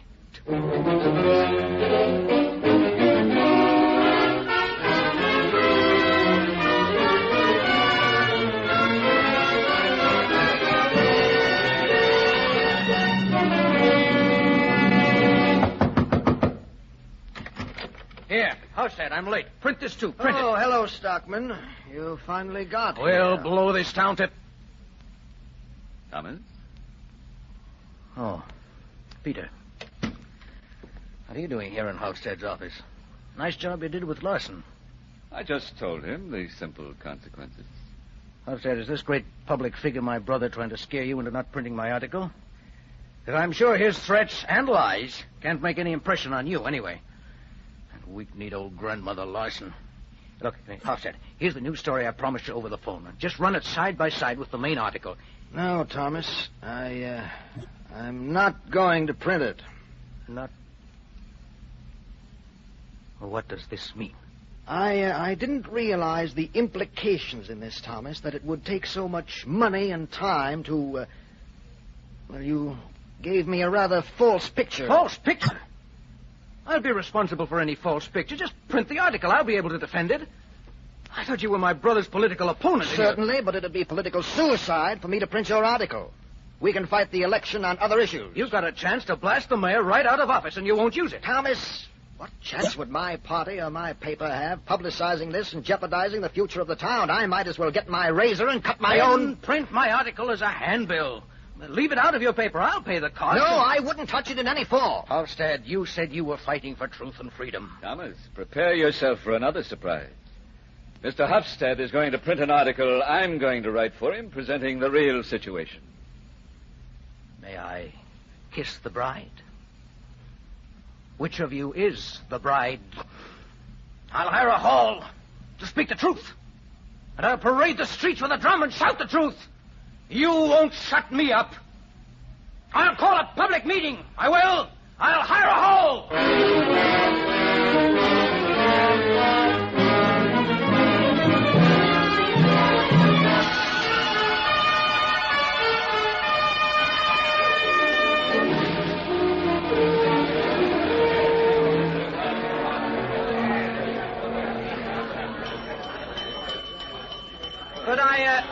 Could I have your attention, please? Will the meeting please come to order? It's 1:15, and so I think I'll begin. I see that some of my enemies are present in the audience. Good. Tonight they'll see how truth can win out. Just a moment. Mr. Larson... I think we ought to elect a chairman first. No, that's not necessary, Mr. Larson. This is my meeting. I think so, too. As mayor, I think we should have a chairman. Your Honor, I'm only going to deliver a lecture. We don't need a chairman. Ladies and gentlemen, Dr. Stockmann's lecture might lead to a hot and heavy discussion. We need a presiding officer. Yeah, Chairman, the mayor's right. Let's have a chairman. I vote we have a chairman. That was the proper way. Doctor, the general wish of the meeting seems to be that a chairman should be elected. Well, it's... let the meeting have its way. I nominate the mayor. Thank you, friends, but I'd like to decline, if you don't mind, for various reasons. There is a man here, though, who I think will be acceptable to all of you. The president of the Taxpayers Association, Mr. Larson.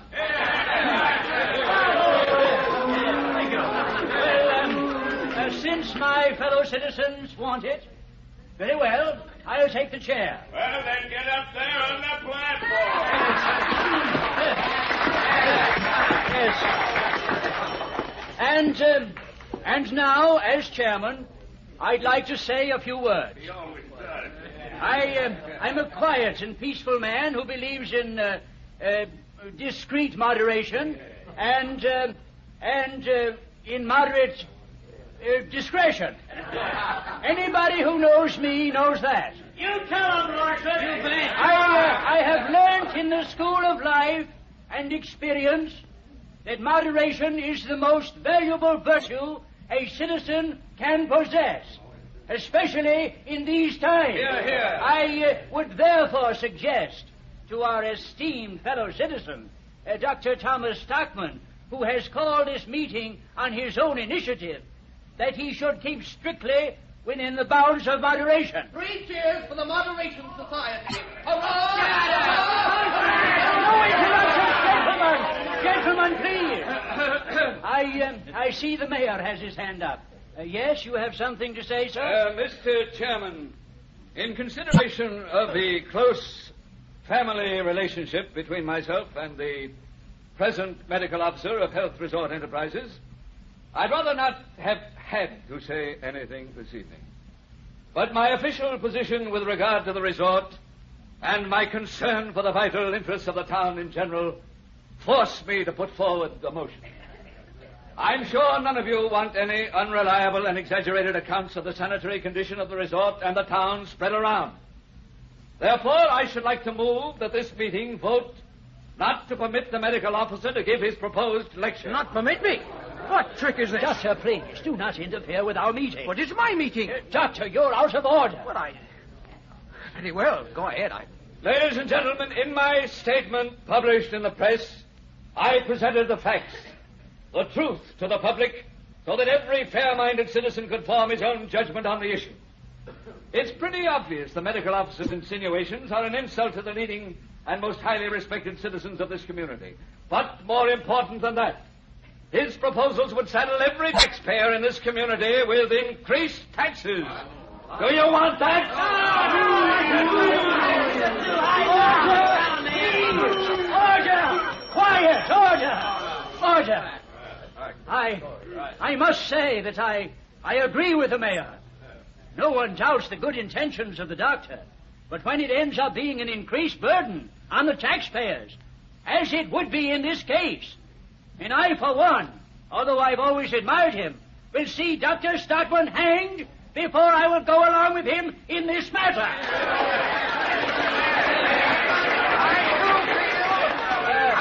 Mr. Hofstad, you may speak, Mr. Hofstad. I, too, feel called upon to explain my position as editor of the People's Messenger. Now, Dr. Stockmann's agitations for greater health measures in the town seemed to be gaining a certain amount of sympathy at first, so I supported them impartially, as is the policy of our paper. In this issue, too, we were going to support the doctor, but then we began to suspect that we'd allowed ourselves to be misled by misrepresentation of the facts. Misrepresentation? How do you know? You haven't even heard the facts yet. Doctor, please don't interrupt. As you know, my paper, The People's Messenger, on broad international questions sometimes goes quite far, really quite advanced. But in dealing with purely local matters, experience has shown that a newspaper ought to proceed with a certain caution. You can say that again. Now, it's pretty obvious. It's pretty obvious in the matter before us that our health officer, Dr. Stockmann, has public opinion against him. Now, what's an editor's first and most obvious duty, gentlemen? Isn't it to print what the readers want? And isn't it up to him to work persistently and conscientiously for the welfare of those whose opinions he represents, his readers, the public? Or is it possible that I am mistaken in that? Right, Hofstad. You better print what we believe in. Yeah, sure. I never liked your paper. You have no idea. You have no idea what a severe struggle it's been for me to break with Stockmann, a man who's been my friend. Hey! Which Stockmann did you break with, the mayor or the doctor? My duty to you forces me to break with Dr. Stockmann. I will now put the mayor's proposition to a vote, that the medical officer not be permitted to lecture. There isn't any need. Tonight, I have no intention of dealing with all that filth down at the resort. I've got something else to speak about. Mr. Chairman, I'm a taxpayer, and so consequently, I have a right to speak too. And my absolute, unswerving, and inconceivable opinion is...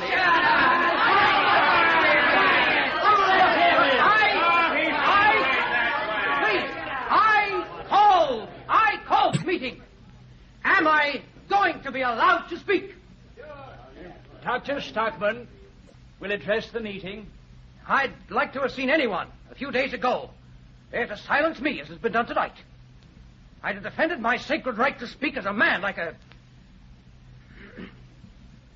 Well, I let the issue of the poisonous condition of the water pass.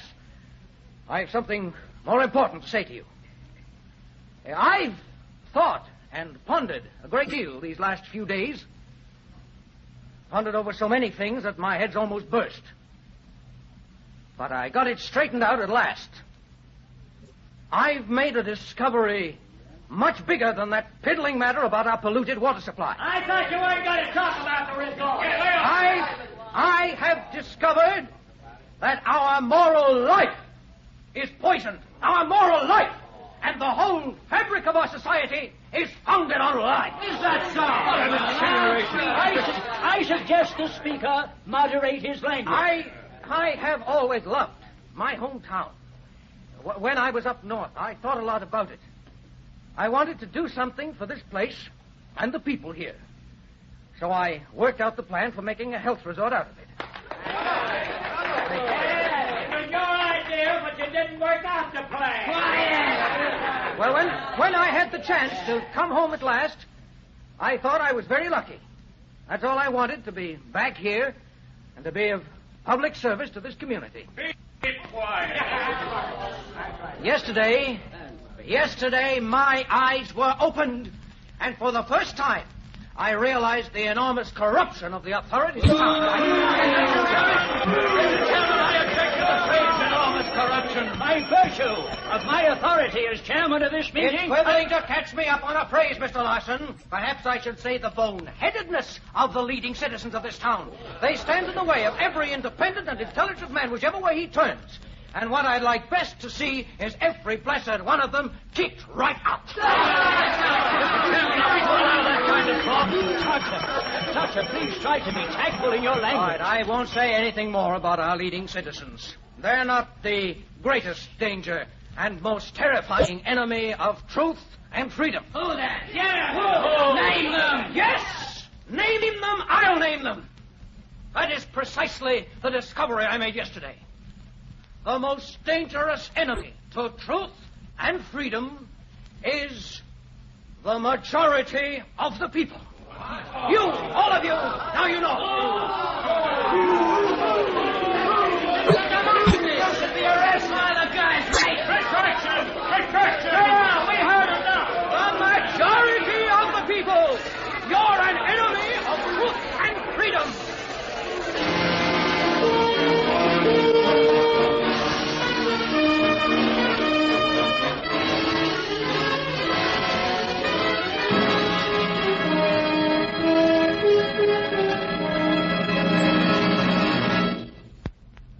This is Studio One at CBS, presenting as its third broadcast in a new series of hour-length dramas, An Enemy of the People by Henrik Ibsen. The story will resume after a pause for station identification. This is CBS, the Columbia Broadcasting System.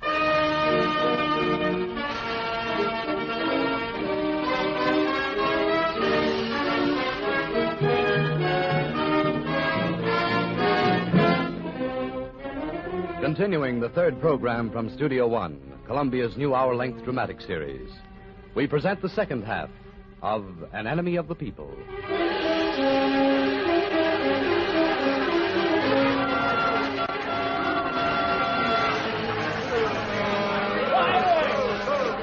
Quiet, please!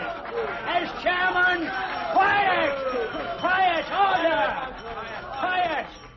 As chairman, I urgently request the Speaker to withdraw the ill-considered remark he made a moment ago. No, I'm sorry. It's the majority in this town denies me my freedom and tries to keep me from speaking the truth. The majority always has right on its side. Are we not taught so in school? And truth, too. That is one of those political lies you leaders have used to blind the... Oh, don't you see? The majority never has right on its side. Never, I say. Talking against the majority! Wait, let me finish. Let me finish what I was going to say. No. There is a kind of right. The majority has on its side a broad, general right. But when we get down to specific truths and specific rights, then the minority is to be listened to and believed. I have spent my life studying preventive medicine and dealing in community health problems. And I tell you that the water here at the resort is teeming with disease. But you don't want to believe me. Talk about that. Lay off that. But that is the subject. That is the subject I'm an expert in. And you won't listen to me. Why should we? I'm talking money. Look, won't you admit that there are some men in their own fields who have climbed far, far above the rest of us? They are fighting for truths newly born. They are right, and we, the majority, are wrong. Let's not shout them down and throw bricks at them just because they deny what we believe. Let's seek them out and listen to them. There are men who have discovered new truths about money, our minds, our emotions, food, the elements, the cooperation, language. Those men could lead us down new streets, out of our mental, physical, and spiritual slums. In other words, what you're advocating is a revolution. Yes. Yes, of course I am. A revolution against the lie that the majority is always right. What sort of truth does the majority now hold? A truth that the fighters at the outposts held in the days of our grandfathers. The fighters at the outposts now no longer approve them. Truths don't last forever. No community can live a healthy, vigorous, human, and humane life if it is nourished only on dried-up truths, on lies. Instead of standing up there using vague generalities, tell us what these dried-up truths are. You should know, Mr. Hofstad. Most of the tired truths that have become lies are in your paper, The People's Messenger. When problems are far away and can't affect you, your heart bleeds for humanity. Hofstad bleeding for humanity. But when the problems are close up in your own town, that's something else again. Prove it, Dr. Stockmann. You didn't want to hurt your paper circulation or scare your advertisers. It was just in private you like to brag to me about your social conscience. That's a lie. Yes, it's a lie. He has no social conscience. The People's Messenger preaches broad-mindedness and morality, but deals in their opposites. It makes headlines out of rumors. And if a rumor is false, it prints a retraction on page 5. But the truth can never catch up to a lie. The paper condemns a horrible crime, but delights in it with detailed pictures and columns of copy. It points out the ignorance, poverty, and ugly conditions of life in some far-off place, but ignores them here in this town. Mr. Chairman, I move that you direct the Speaker to sit down. Hey, second that. No, let him speak. Street corners. I'll get it published somewhere. I'll spread it all over the country. It almost seems as if Dr. Stockmann's intentions are to ruin this town, exterminate it. Yes, my hometown means so much to me that I'd rather exterminate it than see it flourish on a lie. Exterminate! This is really serious. He's a public enemy. All he knows is hate. He's a public enemy. You'll end up by infecting the whole country. Better to cut out the infection now, the festering sore. Exterminate the people. You're talking like an Don't go here. Enemy of the people. We've heard enough. There, Doctor. There is the the voice of the people? Yes. He's the enemy of the people. He hates the people and his country. Enemy of the people. Please, order. I have something to say. Order, quiet. Please. Both as a citizen and as an individual, I'm profoundly shocked by what I've just had to listen to. And in the light of recent world events... You've heard the truth from me, Larson. That's what you think. I have my own views. Ladies and gentlemen, I'm obliged to subscribe to the opinion I've just heard from the audience, my fellow citizens. And I propose that we put on record our opinion. I will entertain a resolution from the floor. Mr. Chairman. Yes, Mr. Mayor. Resolved. This meeting is of the opinion that Dr. Thomas Stockmann, medical officer of the resort, is an enemy of the people. I second that.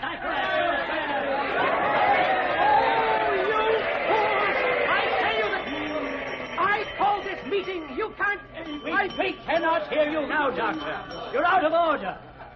A formal vote is about to be taken. Now a show of hands, please. All those against the resolution, those against. 1, 2, 3, 4. Is your hand up or down? Down. 4, 5, 6, 7. I thank the few of you who... Now, all those in favor of the resolution, raise your hands.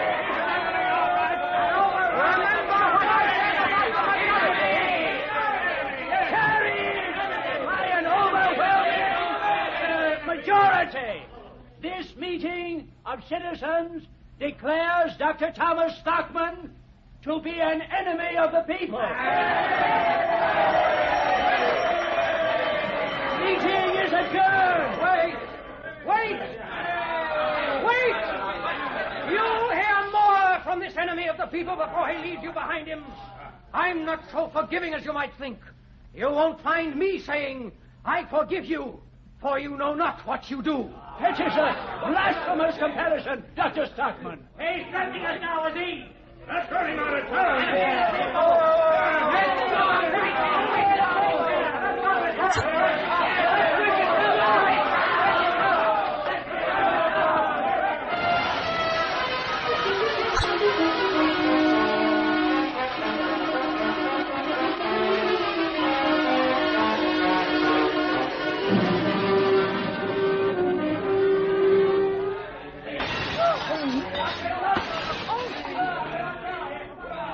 Around the house. Oh, dear. Thomas. Oh, dear, what can we do? They followed you home. Don't worry, Catherine. They won't do any more than break the windows. Oh. These stones... look. Another one. And that stone, too. Where did it go to? Here it is. Thomas, get away from the window. I'll keep these stones. Leaf and Morton will look at them every day, and when they grow up, they'll inherit them as mementos of this. Oh, Thomas, your pants are ripped. I did that getting away from those people. Best pants you've got. Oh. I'll have to remember in the future when I go out to fight for freedom and truth, never to wear my best pants. Oh, Thomas. It's all right. That's probably the last one.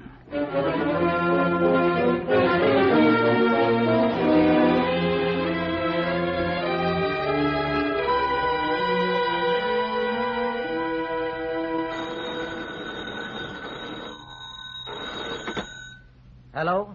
Oh, good morning. Is this Dr. Thomas Stockmann? Good morning, yes. This is Mr. Hedberg, your landlord. Oh, hello. What can I thought I'd better phone you and explain. You see, I am in a dependent position. I don't like to do this, but, well, I hope you'll understand, Doctor. Understand what? I'm sending you notice to vacate. Your what? I'm forced to ask you to leave your, my house. It's nothing to do with me. It's nothing personal, Doctor. I want you to understand, public opinion compels me to... Yes. I don't dare offend certain influential people in the party I belong to. No, of course, Mr. Hedberg. I see. Thank you for calling. Well, Doctor... Goodbye. Landlord, we'll be getting a notice in tomorrow's mail, Catherine, to move out of here. Move out? Not wasting any time getting things organized against the enemy of the people. Oh, now that's ridiculous. Who thought up that name? You've never been that. You can't be, Thomas. Oh, don't be too sure, Catherine. To be called an ugly name, enemy of the... Sticking here in the pit of my stomach, eating away and nothing Thomas, dear, you were a bit reckless. No, most of the things I said I believe. They're true. Maybe I did get carried away at the last. But I get so mad at the people. I expect so much of them, and I'm always disappointed. I shocked them, didn't I? Maybe that's not bad to jar them a bit so they won't be so sure of everything. If someone can get them to doubt and wonder and try to find out, then maybe we'll be able to stumble through. I keep hoping.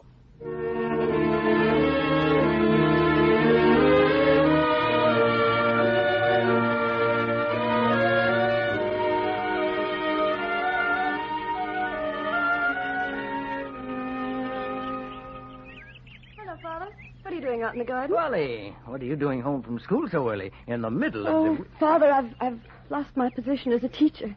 I've been dismissed. They're taking this out on you two. Mrs. Busk was given the unpleasant job. And I know it hurt her to have to tell me, but she didn't dare keep me on. She said her own job was at stake. So my holidays this year start very early. She didn't dare either. That's lovely. Suddenly, very suddenly, they decide I've been corrupting the youth of our town. Some of the things I've said in class. Well, that was the reason given. They were right. Most of the stuff they tell you to teach in school corrupts the students. Isn't it wonderful, Dad? We're both a couple of rebels. I like it. Yes, but that's enough, Polly. Let's not pretend it isn't serious. You better go inside and tell your mother the news. But don't let her know you're enjoying it. I wish I were, but I'm aware of all that's behind it.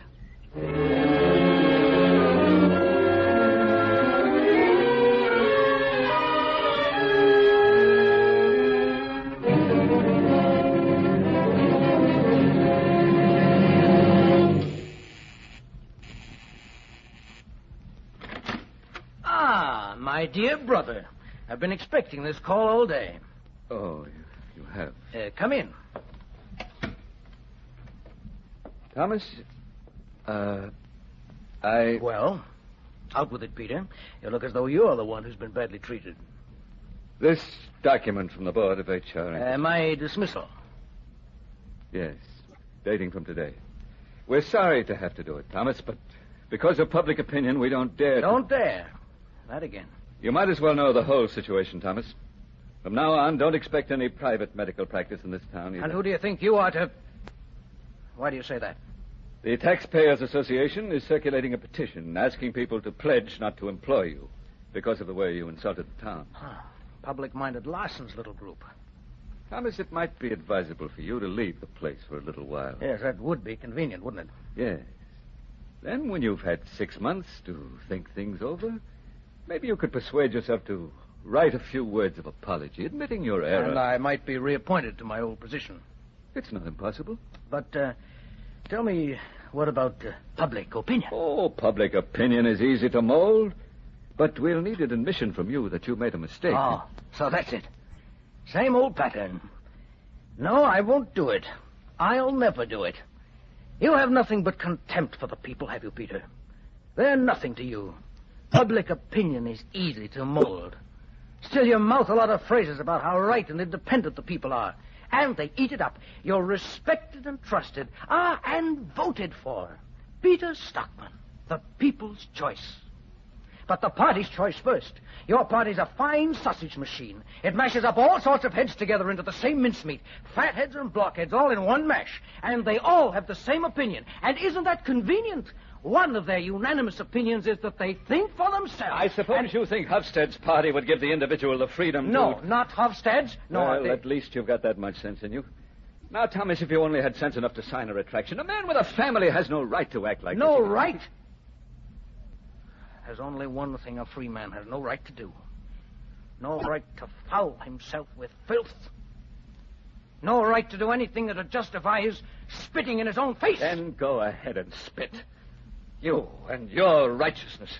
I know about your cheap, slippery dealings with Morton Callum, your father-in-law. You, an idealist. What do you mean? You know what I mean. If you don't, you ought to.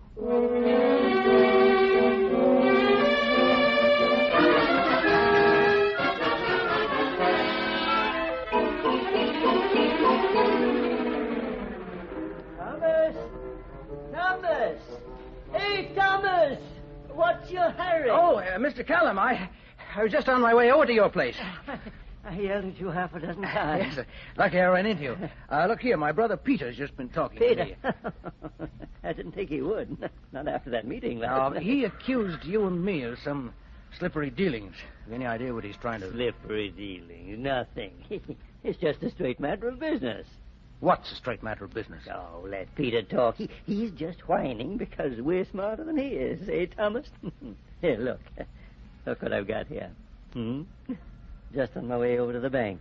Put them in my safe deposit box. Oh, but these are stock certificates of the Health Resort Corporation. Yes, they weren't hard to get today. And cheap, Thomas. You've been buying them? As many shares as I could pay for. But, Mr. Callum, you know the state of affairs Look, of the... Thomas, now, if you behave reasonably, you can soon put the resort back on its feet again. I've invested most of my savings in these shares. Stock your Catherine, Polly, and the boys will get when I pass on. Oh, no, you shouldn't. Meanwhile, I can net a nice profit on them if you just... If I what? If you just say that on further investigation you find there's no pollution from my tannery. But there is.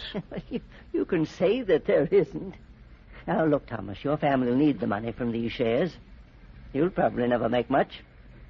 Not at the rate I'm going. Well, then, if you still insist that my tannery is poisoning the resort, it'll be exactly the same as tearing the flesh of your own wife and children. Why couldn't you have consulted me before you went and bought those shares? They're just trash. Trash? Yes. If you stick to your mad idea, these shares won't be worth much. Why have you put me in such a position? You know I'm very concerned about my family's welfare. They've gone without so much for so long. Well, it's up to you whether these shares become worthless. Now, just a word from you, Thomas. So that's what you are. My father-in-law, too, deals only in money. Come. I know you're upset, so I won't demand an answer this minute, but I must know, one way or the other, what you intend to do by 2 o'clock this afternoon. 2 o'clock this afternoon? Yes. If it's no, well, I'll have to work out some way of unloading, and your family won't get a cent from me. Thank you.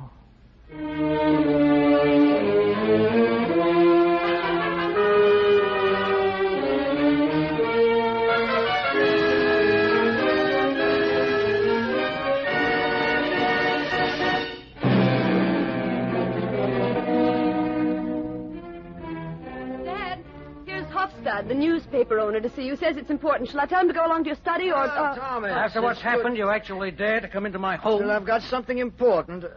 I can understand you're put out with me, Thomas, for my attitude at the meeting. Pretty contemptible. What else could I do? You didn't dare do anything else. Why didn't you give me a hint ahead of time? A hint of what? What was behind it all? Will you please leave us, Polly? Of course, Dad. Now, what are you driving at? Oh, you know. I don't know. Thomas, don't you think it would have been smarter to get somebody else besides your father-in-law, go around buying up shares of Health Resort Enterprises? Someone who wouldn't have been linked with you, and you shouldn't have come out personally and attacked the resort. Could have been done anonymously, just as effectively. I know about these things. You should have consulted me first, Thomas. Is it possible? You've got to be more... What do you want?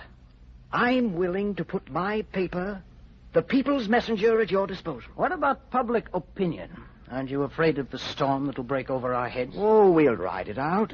But you'll have to be ready to change your tack as soon as your mudslinging's done its work. And my father-in-law and I have got hold of all the shares for next to nothing.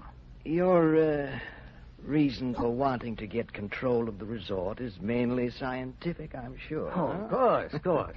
And we'll tinker with the drainage pipes a little and dig up a bit of the shore, and it won't cost the town a nickel. But then, that'll be all right, eh? Sure, with the People's Messenger behind you. But, Halstead, I should apologize for asking such a question, but what do you get out of this? Well, to be honest with you, Thomas, I'd prefer to help you without getting anything out of it. But the People's Messenger's in a rather shaky financial state, not going very well, you see, and I'd hate to see it fold up now when there's so much work to be done here in a political way. Naturally. That'd be an awful blow for such a friend of the people as you. But I am an enemy of the people. Remember that? Now get out! Go on, get out before I strangle you. Wait! Stockmann! I am an enemy of the people!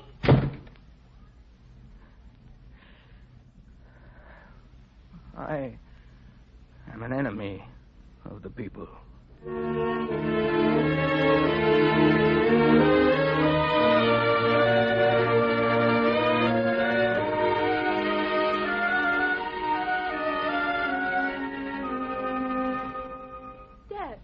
Dad, what's wrong? Oh, it's nothing. Thomas, what was all that shouting about? I'll tell you later. I've got to make a phone call first, right away.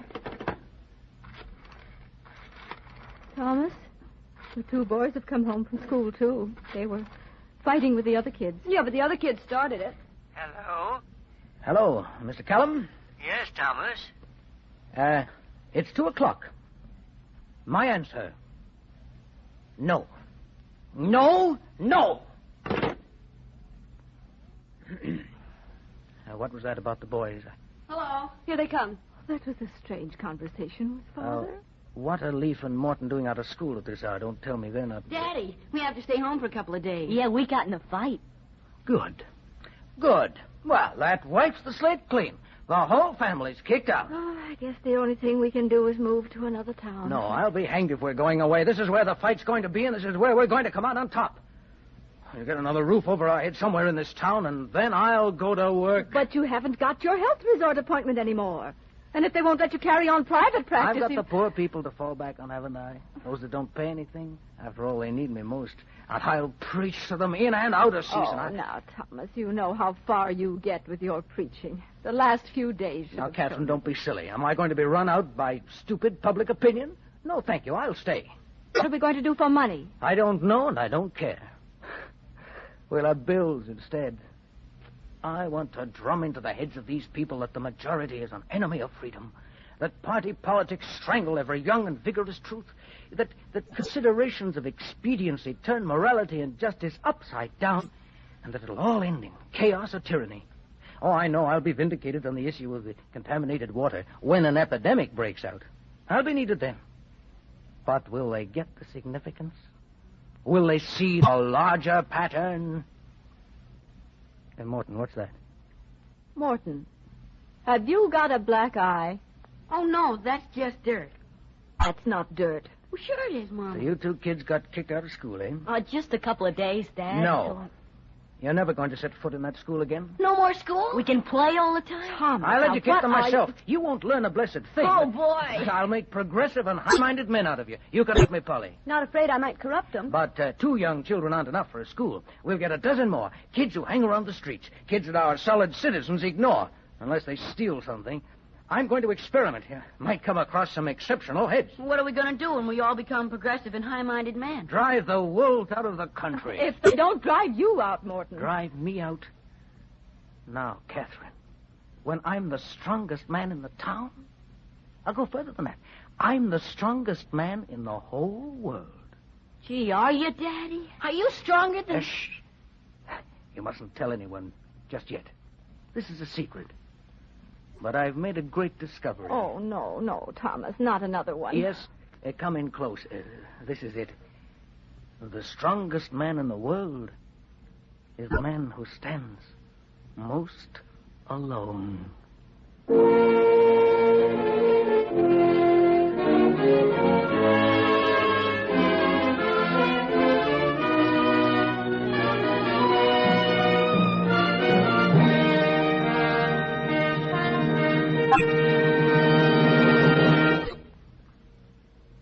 The Columbia Broadcasting System has brought you Studio One, a new series of hour-length versions for listening of celebrated stories, novels, and plays. Tonight from Studio One, you have heard Fletcher Markle's production of An Enemy of the People by Henrik Ibsen. The adaptation was prepared by Len Peterson and the original music composed and conducted by Alexander Semler. Now, for your interest, may a producer now introduce the principals of the cast. Featured tonight is Dr. Thomas Stockmann. Mavor Moore. As Peter, his brother. Paul McGrath. As Mrs. Stockmann. Hester Sundergaard. As Hofstad, the newspaper editor. Frank Behrens. And as Larson. Ian McAllister. Next Tuesday night from Studio One at CBS, baseball and summertime and romance, and a young man called Alibi Ike. That's his name according to Ring Lardner, who wrote a wonderful story about him, but actually his name is Legion. Until next week then, in Ring Lardner's Alibi Ike, this is Fletcher Markle with a good night and thank you from all of us in Studio One.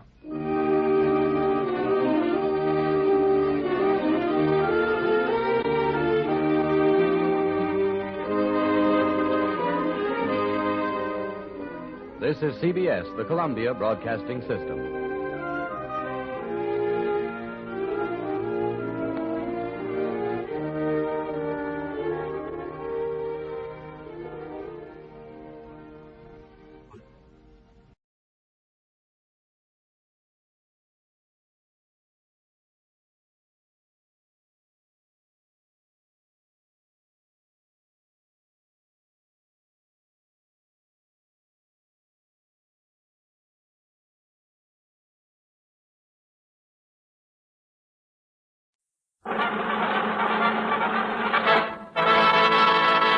From Hollywood, California, the Lux Radio Theater presents Joan Crawford and Basil Rathbun in A Doll's House.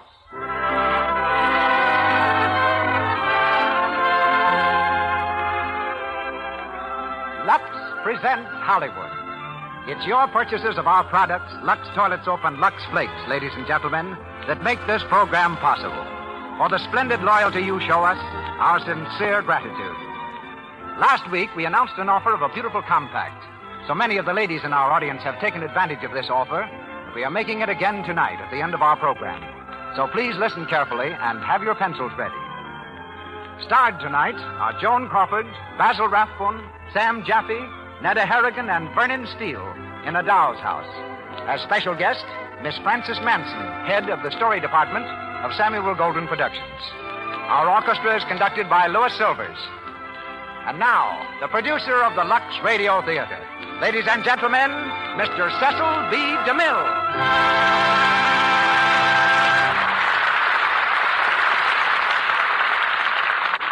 Greetings from Hollywood, ladies and gentlemen. Tonight's play is the work of one of the loneliest figures in literature, Henrik Ibsen. Poverty-stricken as a boy, Ibsen exiled himself for many years from his native Norway because of the lukewarm reception that country gave his plays. First produced many years ago, A Doll's House provoked a storm of angry criticism because the playwright dared express the belief that a happy marriage must have a foundation of truth, freedom, and intellectual companionship. Like all masterpieces, A Doll's House has a deathless quality and has brought fame to a score of world-renowned actresses, to which list we add tonight the name of Joan Crawford. And no one is less conscious of her success than Joan herself. She tackles each new job with the same I've got to make good attitude that she had when she first arrived here, fresh from a Schubert chorus. A Metro-Goldwyn-Mayer star, Joan is seen next in The Shining Hour and is heard tonight as Nora Helmer. Co-starred as Torvald Helmer, a part more sympathetic than his usual roles, is that master of glistening villainy, Basil Rathbun. One of Hollywood's more gentle and considerate citizens off the screen. This splendid actor is currently flaunting his darksome deviltry in The Adventures of Robin Hood and is with us this week straight from the set of Paramount's If I Were King. Sam Jaffe, who gave such a remarkable performance of the ancient llama in Lost Horizon, plays Krogstad, the same role which brought him unstinted praise when A Doll's House played on Broadway this season. Neda Harrigan plays Mrs. Linden. And Vernon Steele is Dr. Ronk. And now, the Lux Radio Theater presents Joan Crawford and Basil Rathbun in A Doll's House.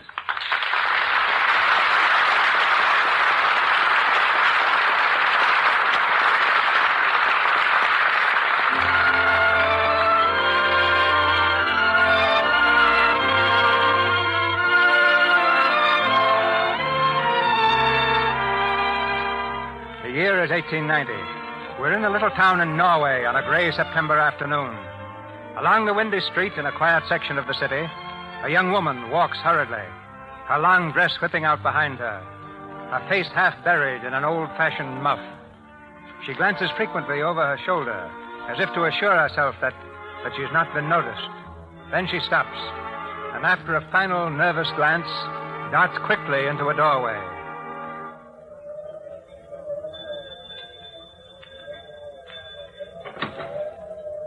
Well? It's I, Mrs. Helmer. Oh. Come in, please. Sit down, Mrs. Helmer. Thank you. Wasn't it a little indiscreet of you? To come here, I mean. Oh, I was very careful, Mr. Krogstad. I'm quite sure no one saw me. I hope not. Did you think it over, Mr. Krogstad?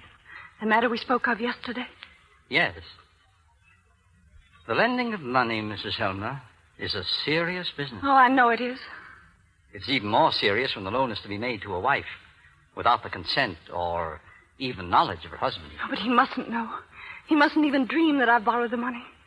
That's why I came to you. You've known him at the bank. Yes, at the bank and at school.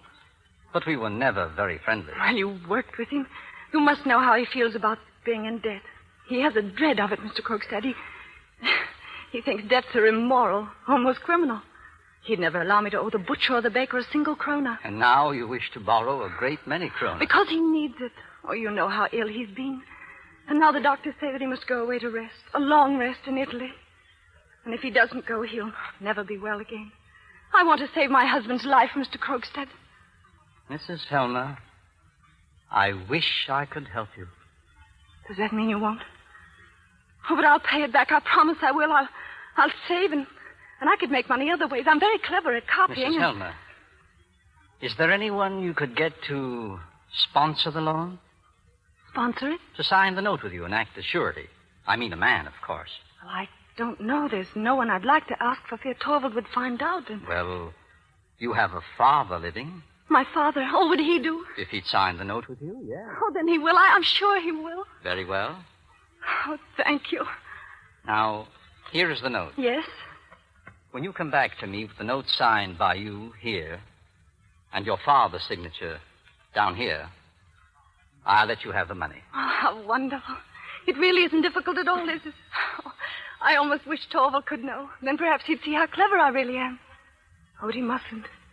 All he must know is that we have money from somewhere and that we're going away to Italy.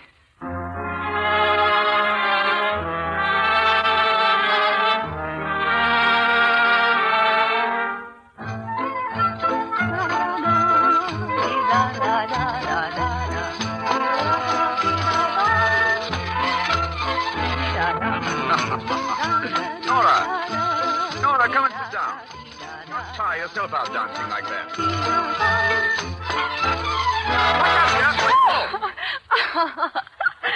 Now, sit down, Nora, please. Oh, Torvald, isn't it wonderful?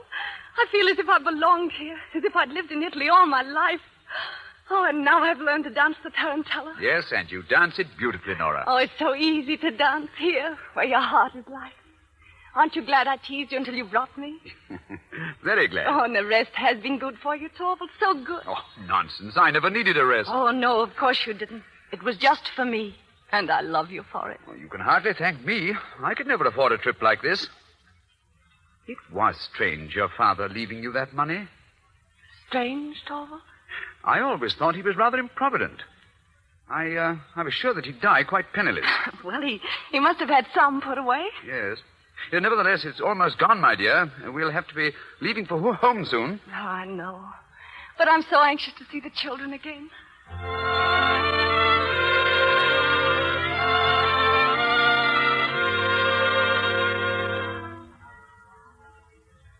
Ellen, you can put these flowers in water. Oh, flowers, too, ma'am. Oh, yes, Ellen, and so awfully expensive. Oh, did the Christmas tree come yet? Yes, ma'am. I put it in the kitchen so the children wouldn't see it.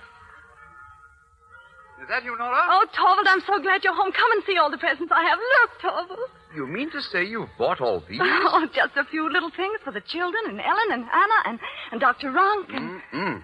I suppose you spent every penny I gave you. No, I did have some left, and then I saw those heavenly roses. Oh, but that's so extravagant. Oh, I know, dear. Torvald, I know, but I just couldn't resist. And what did you buy for yourself?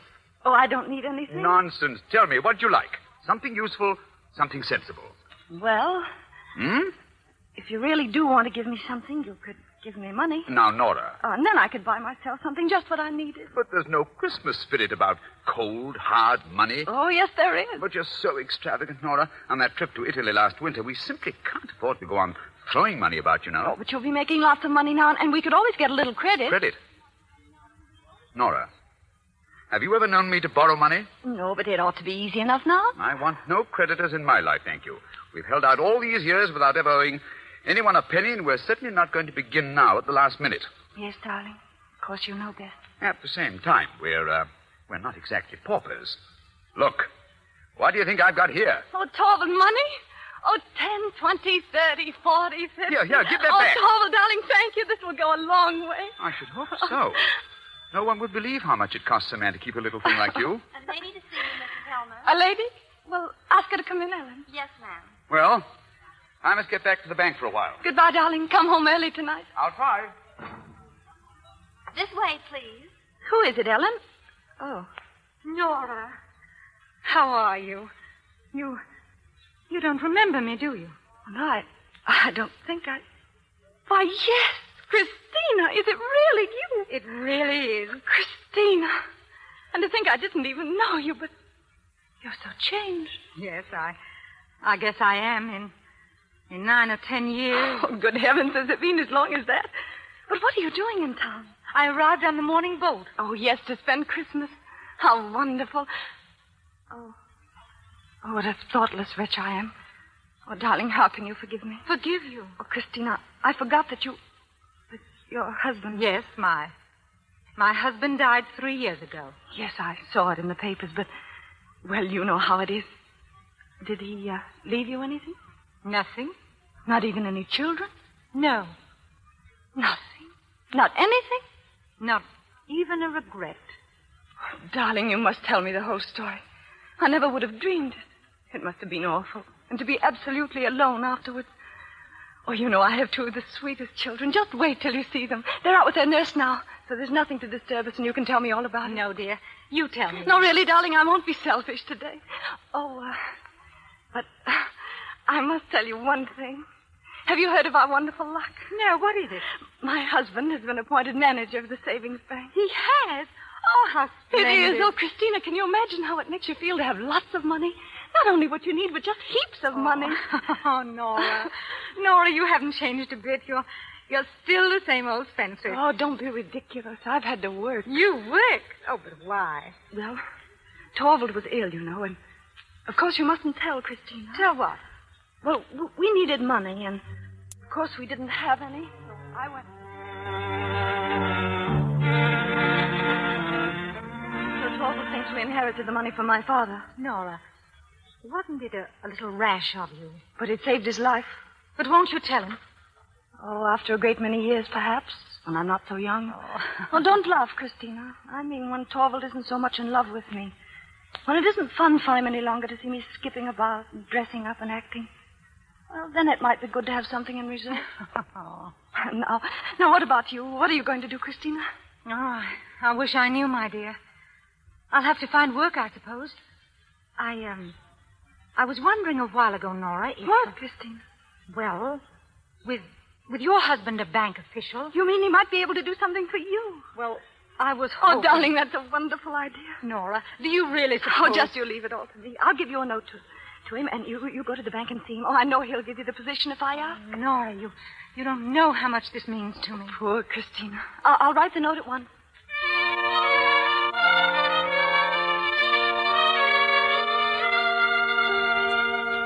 Let me go first. No, I want to see Mama.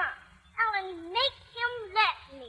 Where's Mama, Ellen? Children, come in, darlings. Mama's here. Mama, he threw a snowball and hit me. I did not. I hit him back. Oh, my baby. Such cheeks. Darling, you've been out for hours. Aren't you frozen? I'm warm. I saw a dog, Mama. He ran after a man and he growled. I saw the dog, too. Oh, did you, my sweet? And the man picked up a stick and the dog ran around biting people. Really? Oh, I know he didn't bite you, though, did he, darling? I'd like a dog. I'll just take their coats, ma'am. Oh, yes, Ellen. Can we play now, Mama? Of course, darling. Any single thing you want is Christmas Eve. I want to play blind man's buff. Blind man's buff? All right, now you know what you do first. I know, Mama. Oh. It's a man, Mama. What do you want, Mr. Crookstead? You see, the door was open, and I thought... My husband's not at home, Mr. Crookstead. Yes, I know. Children, go to Ellen. Come on, Emmy. Wait for me. What did you come here for? It isn't the first of the month, Mr. Crookstead. It isn't that. I wanted to ask you something. An hour ago at the bank, a lady asked to see Mr. Helmer. She said she had a note from you. Well? Would you mind telling me if that lady was a Mrs. Linden? Yes. Do you know her? I haven't seen her for a great many years. Naturally, I was surprised when I heard her inquire for your husband. It isn't surprising. She's going to be given a position at the bank. She is? Why, yes. But how? Well, you see, sometimes a little influence with the right people, Mr. Cook. You mean you had something to do with it? Well, naturally, I did what I could for my friend. Why? Come now, Mrs. Helmer. You know very well whose job it is your friend is getting. What are you talking about? So I'm just to be thrown out, am I? What? Oh, you needn't pretend you didn't know. How dare you talk like that to me? I didn't know. My husband doesn't tell me his business. Mrs. Helmer, I must ask you to use your influence for me. But I have no influence whatever. But you just said you had, That's Mrs. Helmer. quite different. If someone is to be hired, and if Mrs. Linden is capable, being an old friend of mine might help with my husband. But this is different. Do you expect me to be able to tell my husband what to do? I'm truly sorry for you. Helmer, I don't want your pity. I want your help. You really can't refuse me. You're trying to frighten me, but I'm not afraid of you anymore.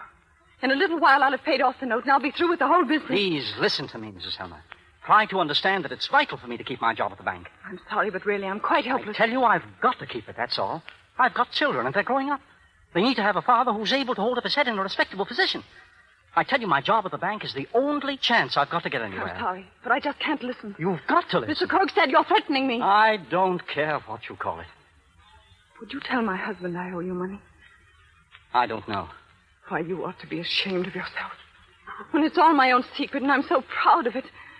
Why, if he heard about it that way, there's no telling how unpleasant it would be. Unpleasant? Mrs. Helmer, I'm afraid there are some things you don't understand very well. Let me make them clearer for you. You needn't bother. When your husband was ill, you came to me to borrow a sum of money. I promised to find you the money in exchange for a written agreement which I drew up. Your father was to sign this agreement. Was to? He did sign it. Did he, Mrs. Helmer? Well, you know he did it. Anyway, haven't I made my payments on time? Mrs. Helmer, your father was very ill, wasn't he? Yes, he was on his deathbed. Tell me, Mrs. Helmer, do you happen to remember the day he died? The day of the month, I mean. It was the 29th of September. Ah, that's correct. But you see, I made a little investigation for myself, and I discovered a rather remarkable fact, which I can't quite explain. What remarkable fact? The remarkable fact is, or seems to be, that your father signed this paper 3 days after his death. I don't understand. Well, neither do I, Mrs. Helmer. Here your father dies on the 29th of September, and here he signs his name on October the 2nd. There's the date, don't you see? Now, isn't that remarkable? Perhaps you can explain it. Your father really did write his name here himself, didn't he? No. No, I wrote it. Do you realize what you're admitting? That was a very dangerous thing to do, Mrs. Helmer. But why? You'll have your last payment in a few days. Mrs. Helmer, you really don't seem to understand what you've done. Do you know, Mrs. Helmer, that I did something just about like that once, and it ruined me? You mean you took a risk to save someone's life? The law, Mrs. Helmer, takes no account of motives. Then the law must be very bad. Bad or not, if I take this paper to court, the law will condemn you exactly as it did me. I don't believe it. As if I didn't have the right to save my father from worry when he was dying. As if anyone should tell me that I hadn't the right to save my husband's life. I don't know very much about law, and I don't want to if that's the way it is. But I'm certain they'd let you do that. Why, the idea of not knowing they would when you're a lawyer. You must be a very poor one. Maybe I am. But I do understand something about this business you and I are in together. And now, Mrs. Helmer, You can do exactly as you please. But let me tell you this one thing. If I'm thrown off into the mud again, there'll be others to keep me company.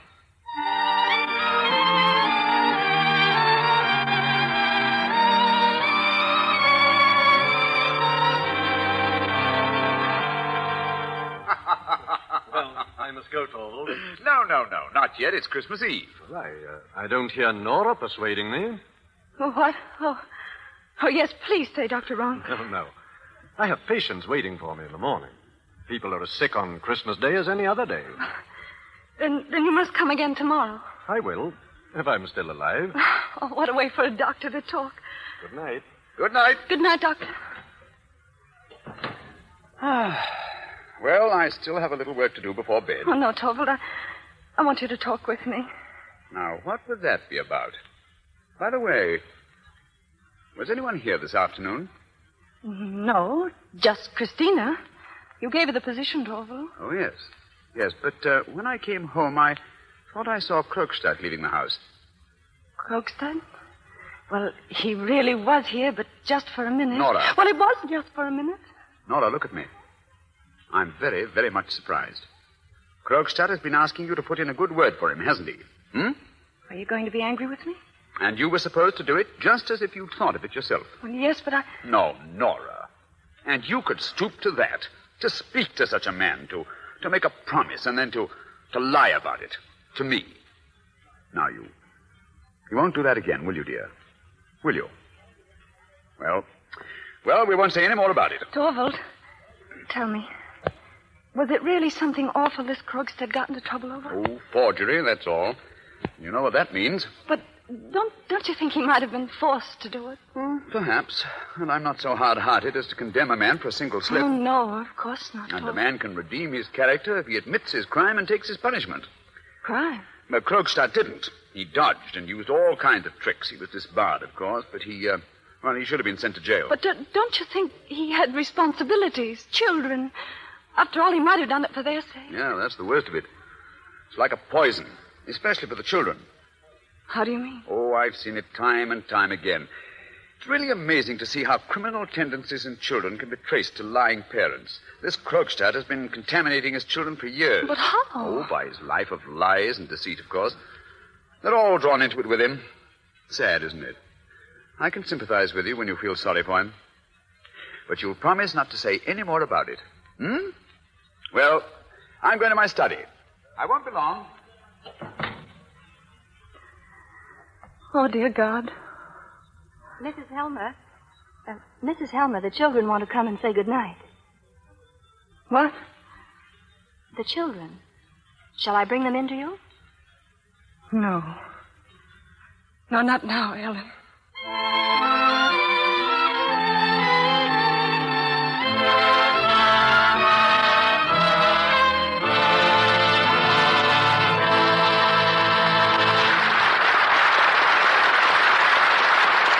So ends the first act of A Doll's House, starring Joan Crawford and Basil Rathbun.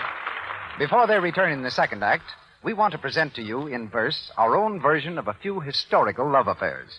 We must admit we've improved on history a little, which is just another way of saying that you'll find our verse historically inaccurate. Anyway, we think you'll find it amusing. Our first subject is the devastating Helen of Troy.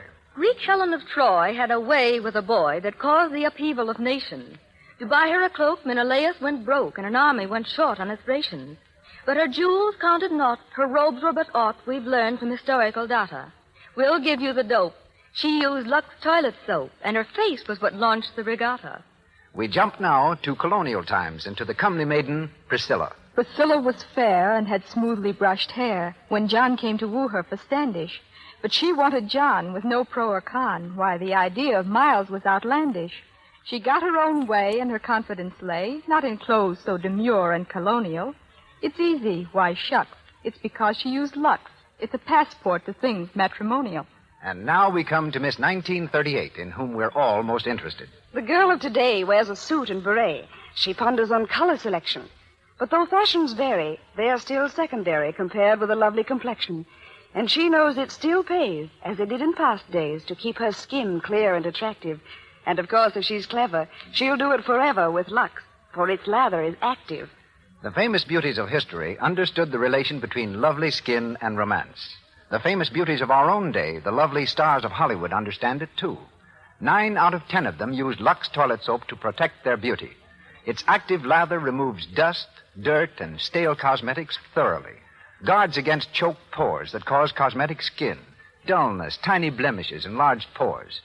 Protect the loveliness of your skin the easy Hollywood way. Use Lux toilet soap before you renew makeup, always before you go to bed. May I remind you that an important announcement comes at the end of our performance tonight. I suggest that the ladies have pencil and paper ready. Now, our producer. Joan Crawford and Basil Rathbun continue in A Doll's House with Sam Jaffe and Neda Harrigan.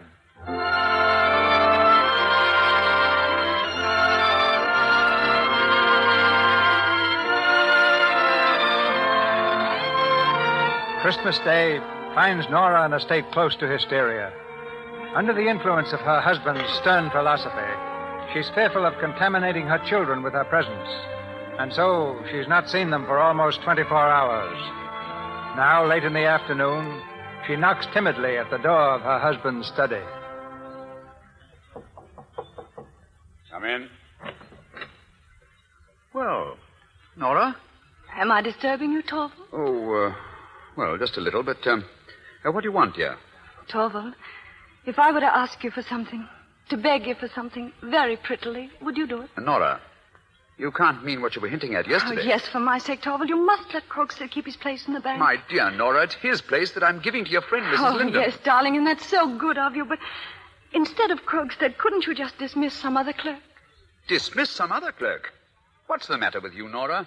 Just because you were impulsive enough to promise to put in a good word for him, I'm to... No, it's not that. It's not that I said anything to him, but it's for your own sake, Torvald. I'm so terribly afraid of him. Why? Well, I hear he's rather malicious, and there's no telling what he might say. That's why I beg you... Yes, and the more you plead for him, the more you make it impossible for me to keep him on. Oh, darling, please. Now, there's no use going any further with this. The matter's closed. I've just sent a messenger out with a letter. What letter? Krogstad's dismissal. Oh, call it back again, Torvald. There's still time for my sake, for your own. Oh, listen, please, Torvald. You don't know what might happen because of it. Now, come, Nora. What do you expect me to do? Worry about being slandered or blackmailed by a wretched fellow like Krogstad? Really? I can forgive you only because I know it's proof of your love for me. And that's as it should be. Let what will happen when it comes to the pinch. I think you'll find my shoulders are broad enough to bear the burden. No, you'll never do that. I won't let you. Well, we'll do it together then. We'll share it. Man and wife. How would you like that? Now. Stop worrying. It's just your imagination. I'll tell you what. Take your tambourine and practice your tarantella. Tarantella? Yes. You're going to dance it at the Stenbogs' party tonight. You haven't forgotten, have you? No, I remember.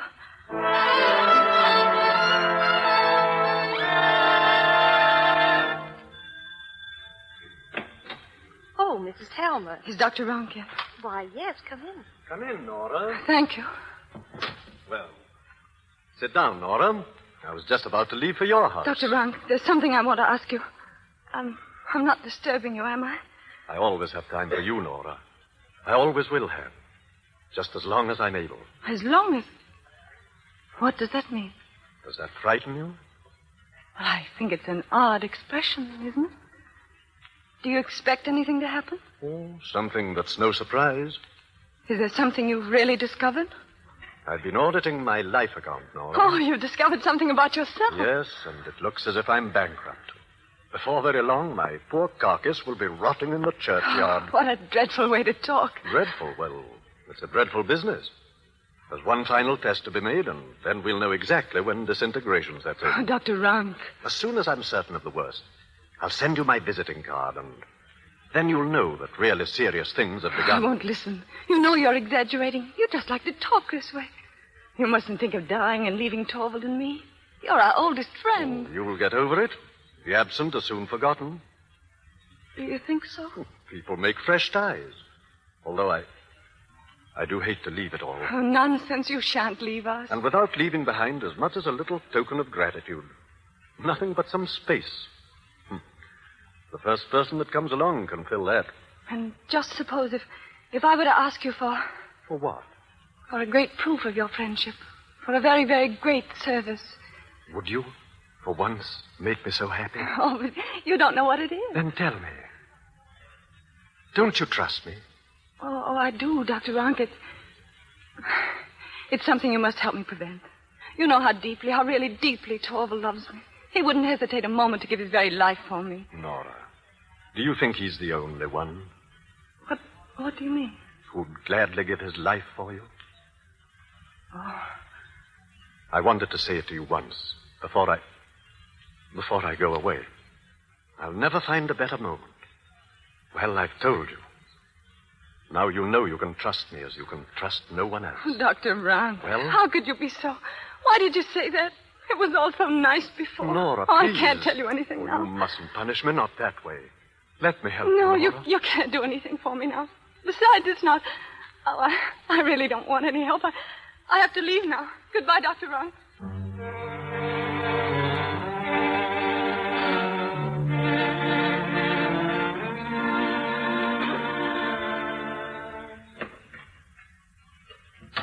Oh, I'm glad you've come home, ma'am. There's a man here to see you. Mr. Krogstad. Here? Ellen, where's Mr. Helmer? He's out, ma'am. Gone over to fetch Dr. Ronk. Oh. Mr. Krogstad's in the library, ma'am. Thank you, Ellen. What do you want here? I want some information, Mrs. Helmer. Be quick, then. What is it? You know I've been dismissed. I couldn't prevent it, Mr. Krogstad. I fought and I stood up for you, but it wasn't any use. Oh. Is that all he cares for? Oh, please, you won't tell. Think of my children. Why should I? Did you and your husband think of mine? However, I've come to tell you that you needn't take this matter too seriously. I'm not going to use this information I've got. Not for the present, anyway. Oh, Mr. Krogstad, I knew you wouldn't. In fact, no one need know.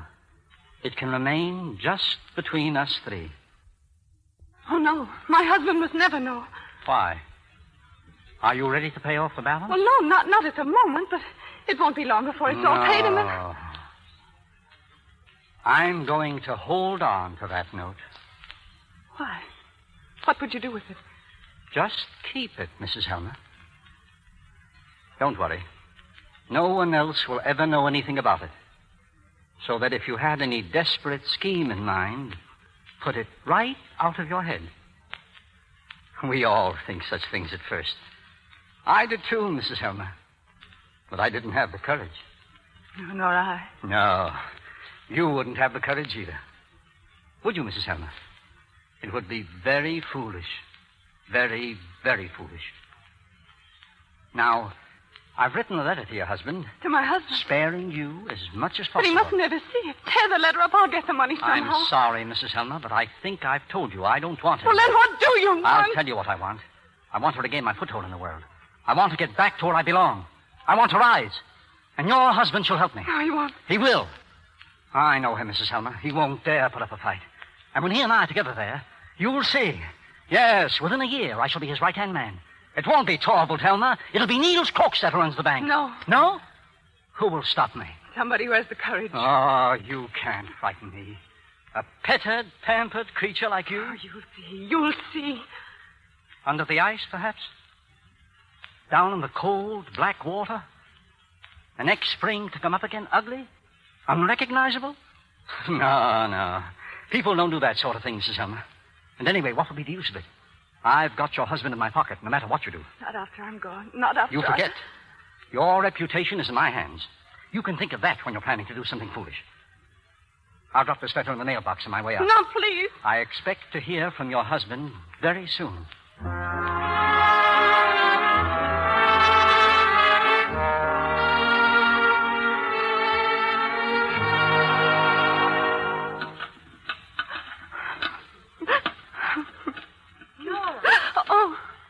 Oh, Christina.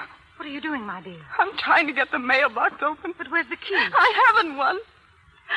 Christina, look. There's a letter in there, and it's from Krogstad. Krogstad? Yes, and now Torvald will know everything. Oh, believe me, dear. It will really be best for both of you. Oh, but you don't understand. I forged a name. I forged Papa's name. Nora. Listen, Christina. You must witness. Witness? What is there to witness? If anything should happen, if I should go out of my mind, if anything should happen so that I wouldn't be here. Nora, you've lost control of yourself. If anyone else should try to take the whole blame on himself, you are my witness that it was all my doing. No one else knew anything about it. Nora! Oh, I'm not out of my mind, Christina. I know what I'm saying. I did the whole thing. You will remember, won't you? Of course I'll remember, but I don't know what you mean. Oh, no. No, how could you? Because a very wonderful thing is going to happen. A miracle is going to come. Miracle? Yes, a very wonderful thing. But it's so terrible, too, Christina. Oh, it mustn't happen. Don't, dear. I shall go to Krogstad right now and talk to him. You? What can you do? In the old days, he would have done anything for me. Krogstad? I knew him very well. Nonsense. You must come tonight. No, I'd better not. Oh, listen. But everyone will It's be there. Torvald and Dr. Rank. They're coming up the stairs. Torvald mustn't see Go me. inside. I'll try to find What in Krogstad. heaven's name are you Don't give up talking hope, about? Nora. A miracle. It must happen. Oh, it must. Come in, Rank. And I still say you're quite mad. Perhaps. Well, Nora, home again? Yes. How do you do, Dr. Rank? Good evening, Nora. Oh, what's the matter with you, Nora? You're quite upset. Have you been practicing too hard? No, I haven't practiced at all yet. But you'll have to. Oh, yes, I must. I must practice a great deal. But, Torvald, I can't without you. I know I've forgotten everything. Oh, well, when you've worked on it, it'll come back to you.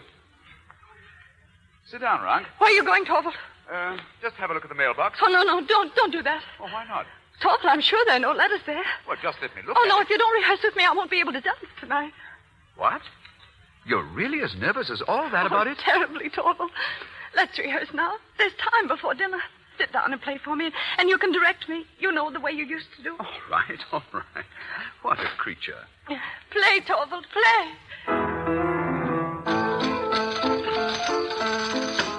Slower, slower. I can't do it any slower. Not so violently, Nora. But I must. Oh, Nora, that will never do. Oh, Torvald, please. I told you I needed to practice. Let me play for her. Perhaps we can do it Oh, slowly. yes, please. Now, look, Torvald, sit here, and then you can watch me. All right. Now try to calm yourself. Yes, darling, I will. How's this, Torvald? Is it better?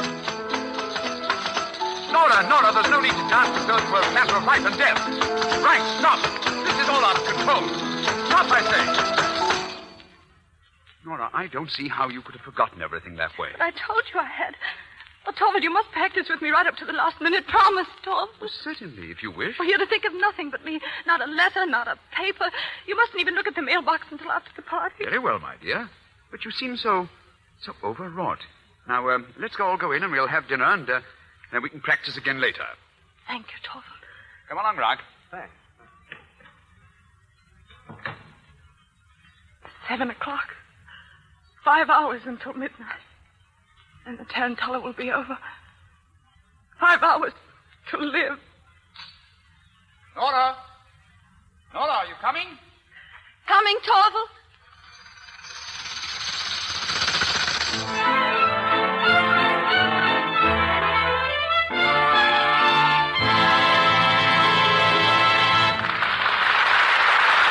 We pause for station identification. This is the Columbia Broadcasting System.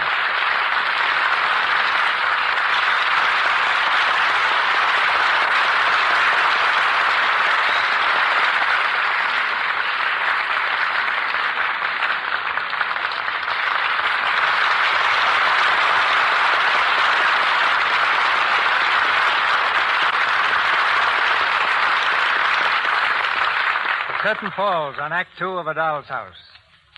Before we hear Joan Crawford and Basil Rathbun in Act 3, we spend this brief intermission with another personality from backstage Hollywood, Frances Manson, chief story editor of Samuel Goldwyn Productions.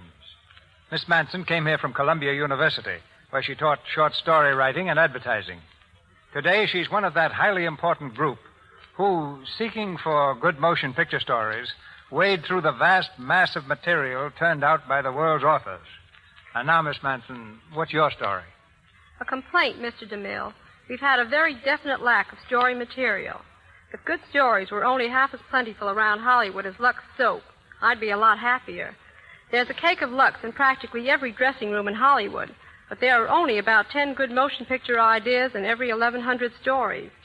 In spite of the fact that about half the letters that come to producers are from people claiming they have great ideas for film stories, we're still screaming for new material.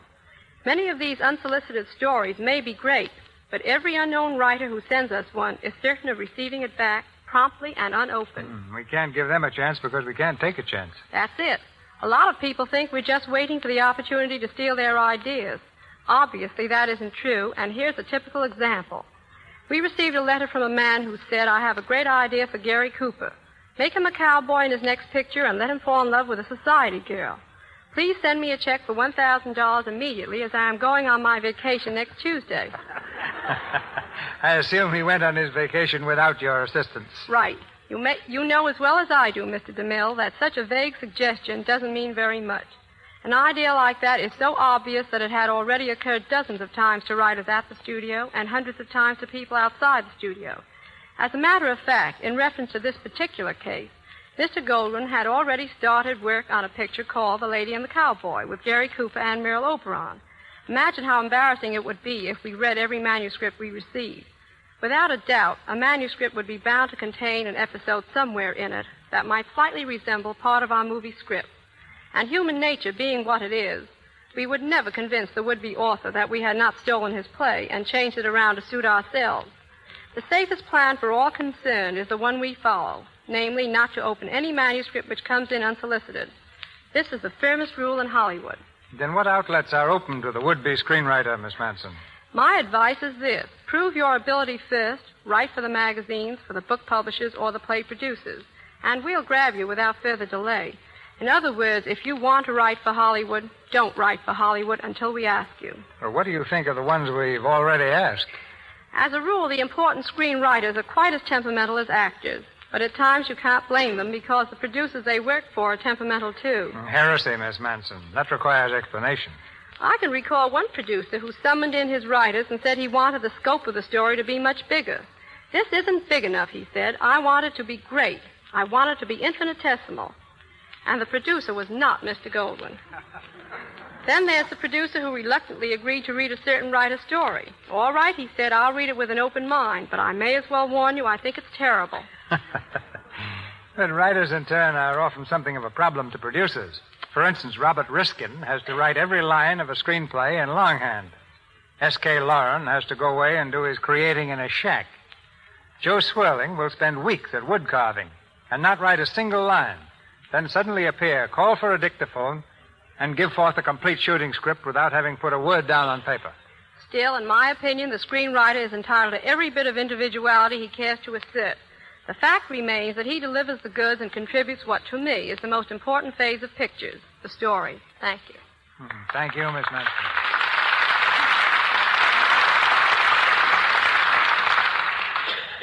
Act 3 of A Doll's House, starring Joan Crawford and Basil Rathbun with Sam Jaffe and Netta Harrigan.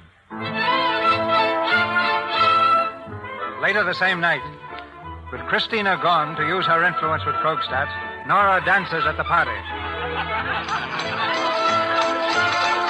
Faster and faster she whirls about the room, her cheeks 2 spots of crimson, her eyes burning, and then the tarantella ends. Nora, come here. Oh, Torvald, did I dance well? You were magnificent, my dear. You remembered everything I told you. Come now. We must go home.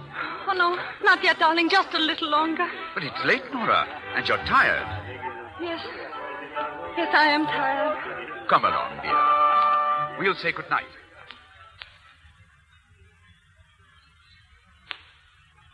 So slowly, Nora. Let me help you. I'm even more tired than I thought. There we are.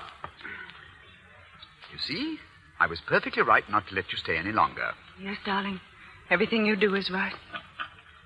Torvald, what are you doing? I want to clear out the mailbox. So late, Torvald. Won't tomorrow do? Look at all the letters that have collected. Why? What's this? What? Dr. Rank's visiting card. It was right on top. He must have just put it in tonight. I wonder what this means. What is it? This black cross over his name. What a ghastly idea. You'd think he was announcing his own death. He is. What? How do you know? Has he told you something? That card is his farewell. He's going to shut himself up alone and die. Oh, poor old Rank. Of course, I knew we couldn't hope to keep him long, but so soon. And to go off alone, like a wounded animal. When one goes, it's best to go silently, don't you think? I just can't realize that he's gone. He'd grown into our lives so. Ah, well, perhaps it's for the best, at least for him. And for us, too, because now we have to depend entirely on each other. Go in, dear.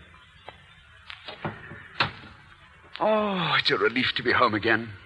Come here, Nora, you enchanting creature. Torvald, don't, please. Why not? Oh, I know what it is. You have the tarantella still in your blood, and it makes you all the more tempting. Read your letters, Torvald. Oh, but a moment ago, you asked me to wait. Oh, my darling, I can't hold you close enough.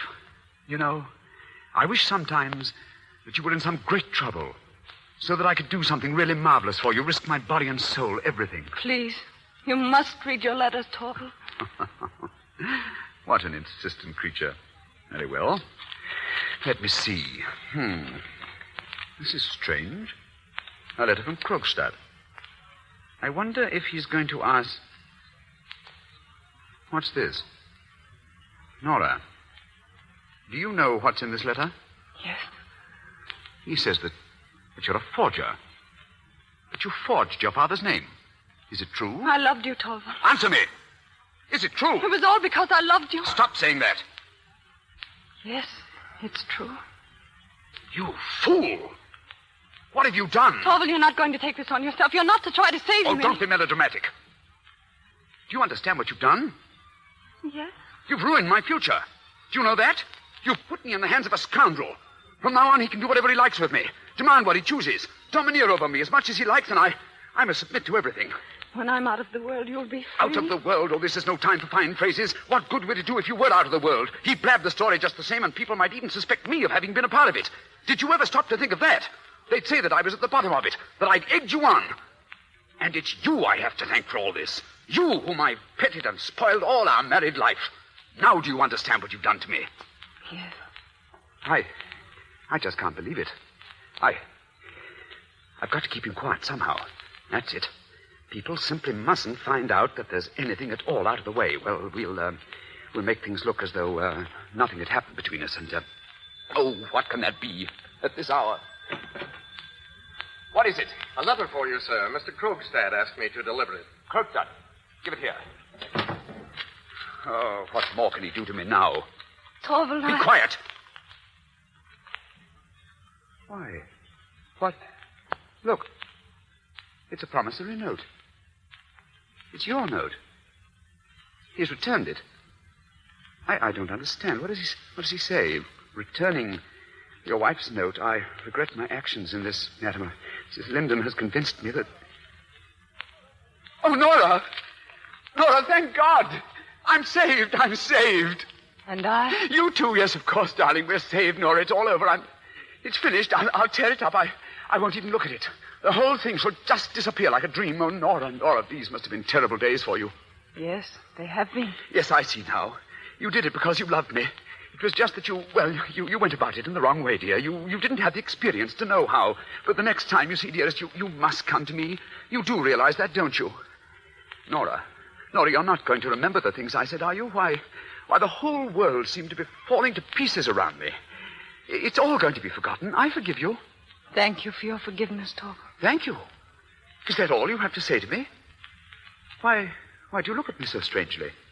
Now, dear, you'd better go and get some sleep. I shall not sleep tonight. But it's late. It's not so late. Sit down, Torvald. Nora, what do you mean? Your face is so cold and set. Sit down, Torvald. Nora, you frighten me. I don't understand you. That's just it. You don't understand me. And I've never understood you. Until tonight. What do you mean? Doesn't one thing strike you as strange as we sit here? Nora, what are you talking about? We've been married 8 years. Doesn't it occur to you that this is the first time we two have talked together seriously? Oh, my dear child. What have you to do with serious things? I've had a great injustice done me, Torvald. First by my father and then by you. By your father and me? Yes. When I was at home, Father used to tell me all his opinions, and I always agreed with them. He used to call me his doll child and play with me, just the way I played with my dolls. And then I came to live in your house. Oh, what a way to talk about our marriage. Well, I mean, I changed hands from his to yours. And I heard your opinions and agreed with them, or pretended to. Nora. I've been living here like a beggar by performing tricks for you. That's the way you would have it. You and my father are responsible. It's your fault my life has come to nothing. Nora, haven't you been happy here? No. Only merry. You've always been kind to me, but our house has been nothing but a nursery. I've been your doll wife, just as I used to be Father's doll child. And in the same way, my children have been my dolls. That's what our marriage has been, Torvald. Well, perhaps there is some truth in what you say. But, Nora, from now on, it will be different. Yes. Very different. I'm leaving you, Torvald. What are you saying? I can't stay with you. You've lost your mind. I won't allow it. I'll spend the night with Christina, and tomorrow I'm going home. You mean that you propose to leave your home, your husband, and your children? And have you considered what people will say? I don't care what they say. From now on, I must think things out for myself. Oh, you talk like a child. Desert your home, you can't. These things are your duty, your sacred duty. I have other duties equally sacred. Name them. My duties toward myself. Before all else, I'm a human being, just as much as you are. And if I'm not, then I must try to become one. Nora, you're ill. I almost think that you're out of your senses. I've never felt so clear or so certain. Clear and certain enough to forsake your husband and children? Yes. Oh, then there's only one possible explanation. You don't love me anymore. Yes, that's just it. Nora. I'm sorry, but I can't help it. I don't love you anymore. You're clear and certain of that, too? Yes. And can you explain to me at what moment you ceased to love me? Yes, I can. It was this evening when the miracle that I expected to happen didn't happen. It was then I saw that you were not the man I'd imagined. I don't understand you. For 8 years now, I've been waiting for a certain wonderful thing to happen between you and me. And I've been waiting patiently because I know that really wonderful things can't happen every day. And when I saw that this catastrophe was hanging over me, I said to myself, it's coming. The miracle is coming. When was this? Torvald, when Krogstad's letter was lying in the box, it never occurred to me that you'd think for a minute of submitting to that man's conditions. I was certain that you'd say to him, all right, tell everybody, publish it to the whole world. And I was certain that after that... After that, what? When I'd covered my wife's name with shame and disgrace? Oh, then I was sure you'd come forward and take the whole thing on yourself. You'd say, I'm the guilty one. I? But Nora... Oh, I'd never have accepted such a sacrifice. Of course not. But what would my word have been against yours? That was the miracle I hoped for and dreaded. And to prevent that, I wanted to die. Nora, I would gladly work day and night for you. I'd bear any sorrows and want. But no man sacrifices his honor even for the woman he loves.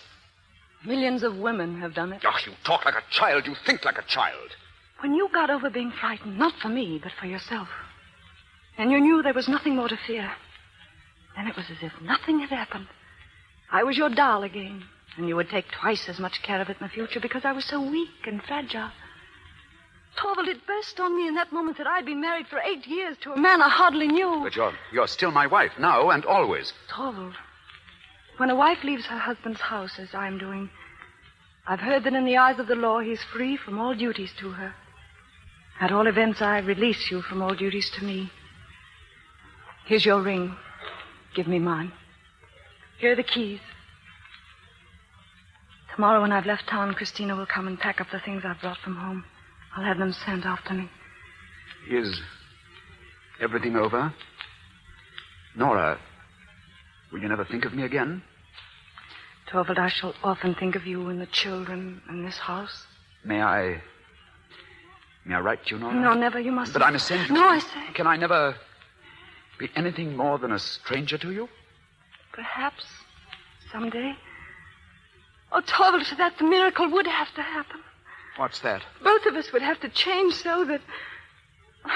Oh, but I no longer believe in miracles. Perhaps I do. Tell me, Nora. So changed that our marriage would be real, with a real love to hold us together. Goodbye. Nora, wait! Goodbye, Torvald. Nora! A miracle. Perhaps someday. Yes, that miracle will happen. It's got to happen.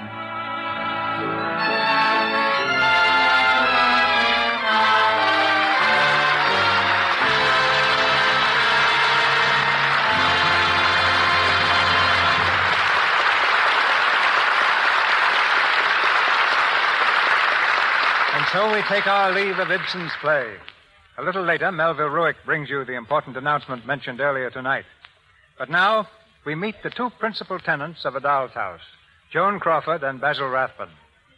Basil, you're such a scoundrel in pictures, so persistently. How did it feel to take off the whiskers and play a less villainous role? Well, C.B., getting into A Doll's House was like getting out of a dog's house.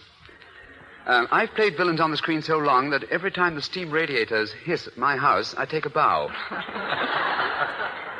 But what's particularly interesting to me is that I've never been a villain on the air. I've often wondered, Basil, what type of letters the fans write to you men who put the menace in the movies. Oh, I get a lot of letters, Joan.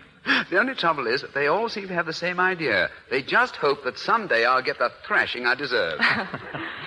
But the more disliked you are by the audience, the better the producers like you. Well, that's comforting anyway. I've been perforated by swords so many times, I now train on a bed of nails. Rather sad, don't you think? I never know just how to save my skin from lunging heroes. Did you ever try Lux soap? 9 out of 10 stars protect their skin with it. Yes, but Lux soap makes me look so completely lovely, Joan. I'd soon be out of work. Yes, I'd get to look like you, and that... That's all right, Basil. I understand. And until I want to look like your partner in crime, I'm going to continue using Lux soap, because I don't think there's anything nicer for a lovely complexion. And now, having disposed of Basil's problem, Mr. DeMille, my sincere thanks for bringing A Doll's House to the air and allowing me to play Nora. And my appreciation, too, to Mr. Rathbone and to Mr. Jaffe, who made a special trip from New York to be here. And to Miss Netta Harrigan, Mr. Steele, and all the others in our cast. Thank you, and good night. Thank you, Joan. Good night, C.B. Good night, Joan. Good night, Basil.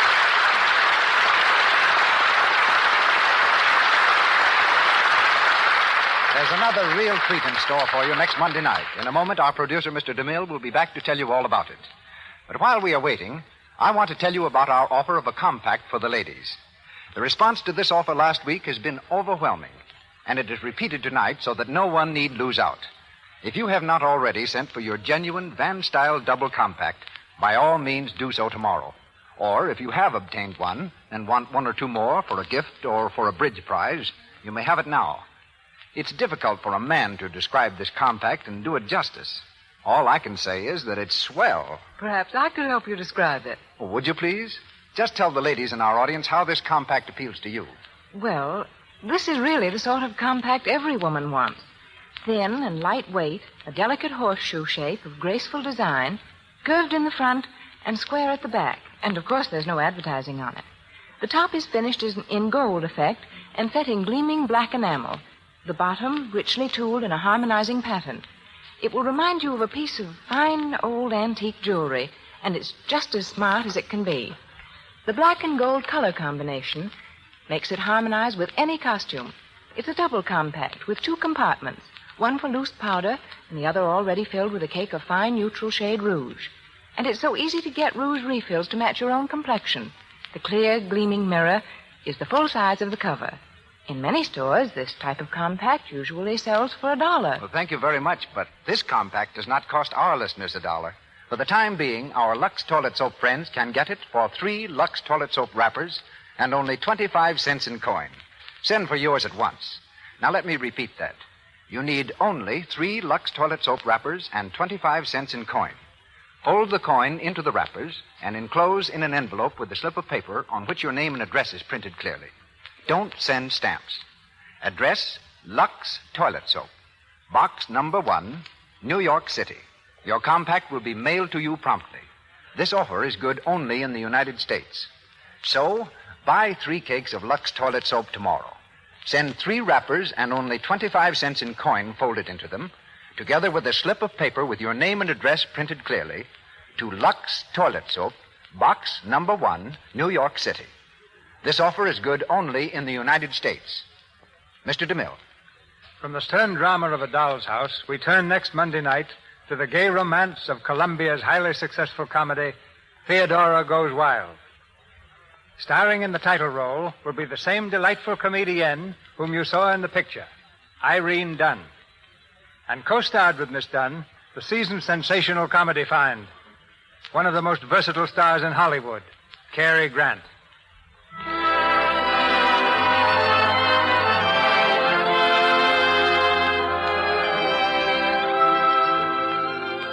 Our sponsors, the makers of Lux Toilet Soap, join me in inviting you to be with us again next Monday night when the Lux Radio Theater presents Irene Dunn and Cary Grant in Theodora Goes Wild. This is Cecil B. DeMille saying good night to you from Hollywood.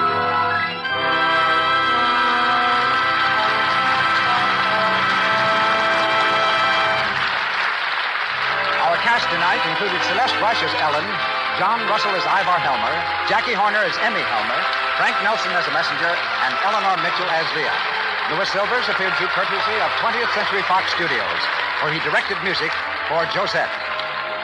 Your announcer has been Melville Ruick. This is the Columbia Broadcasting System.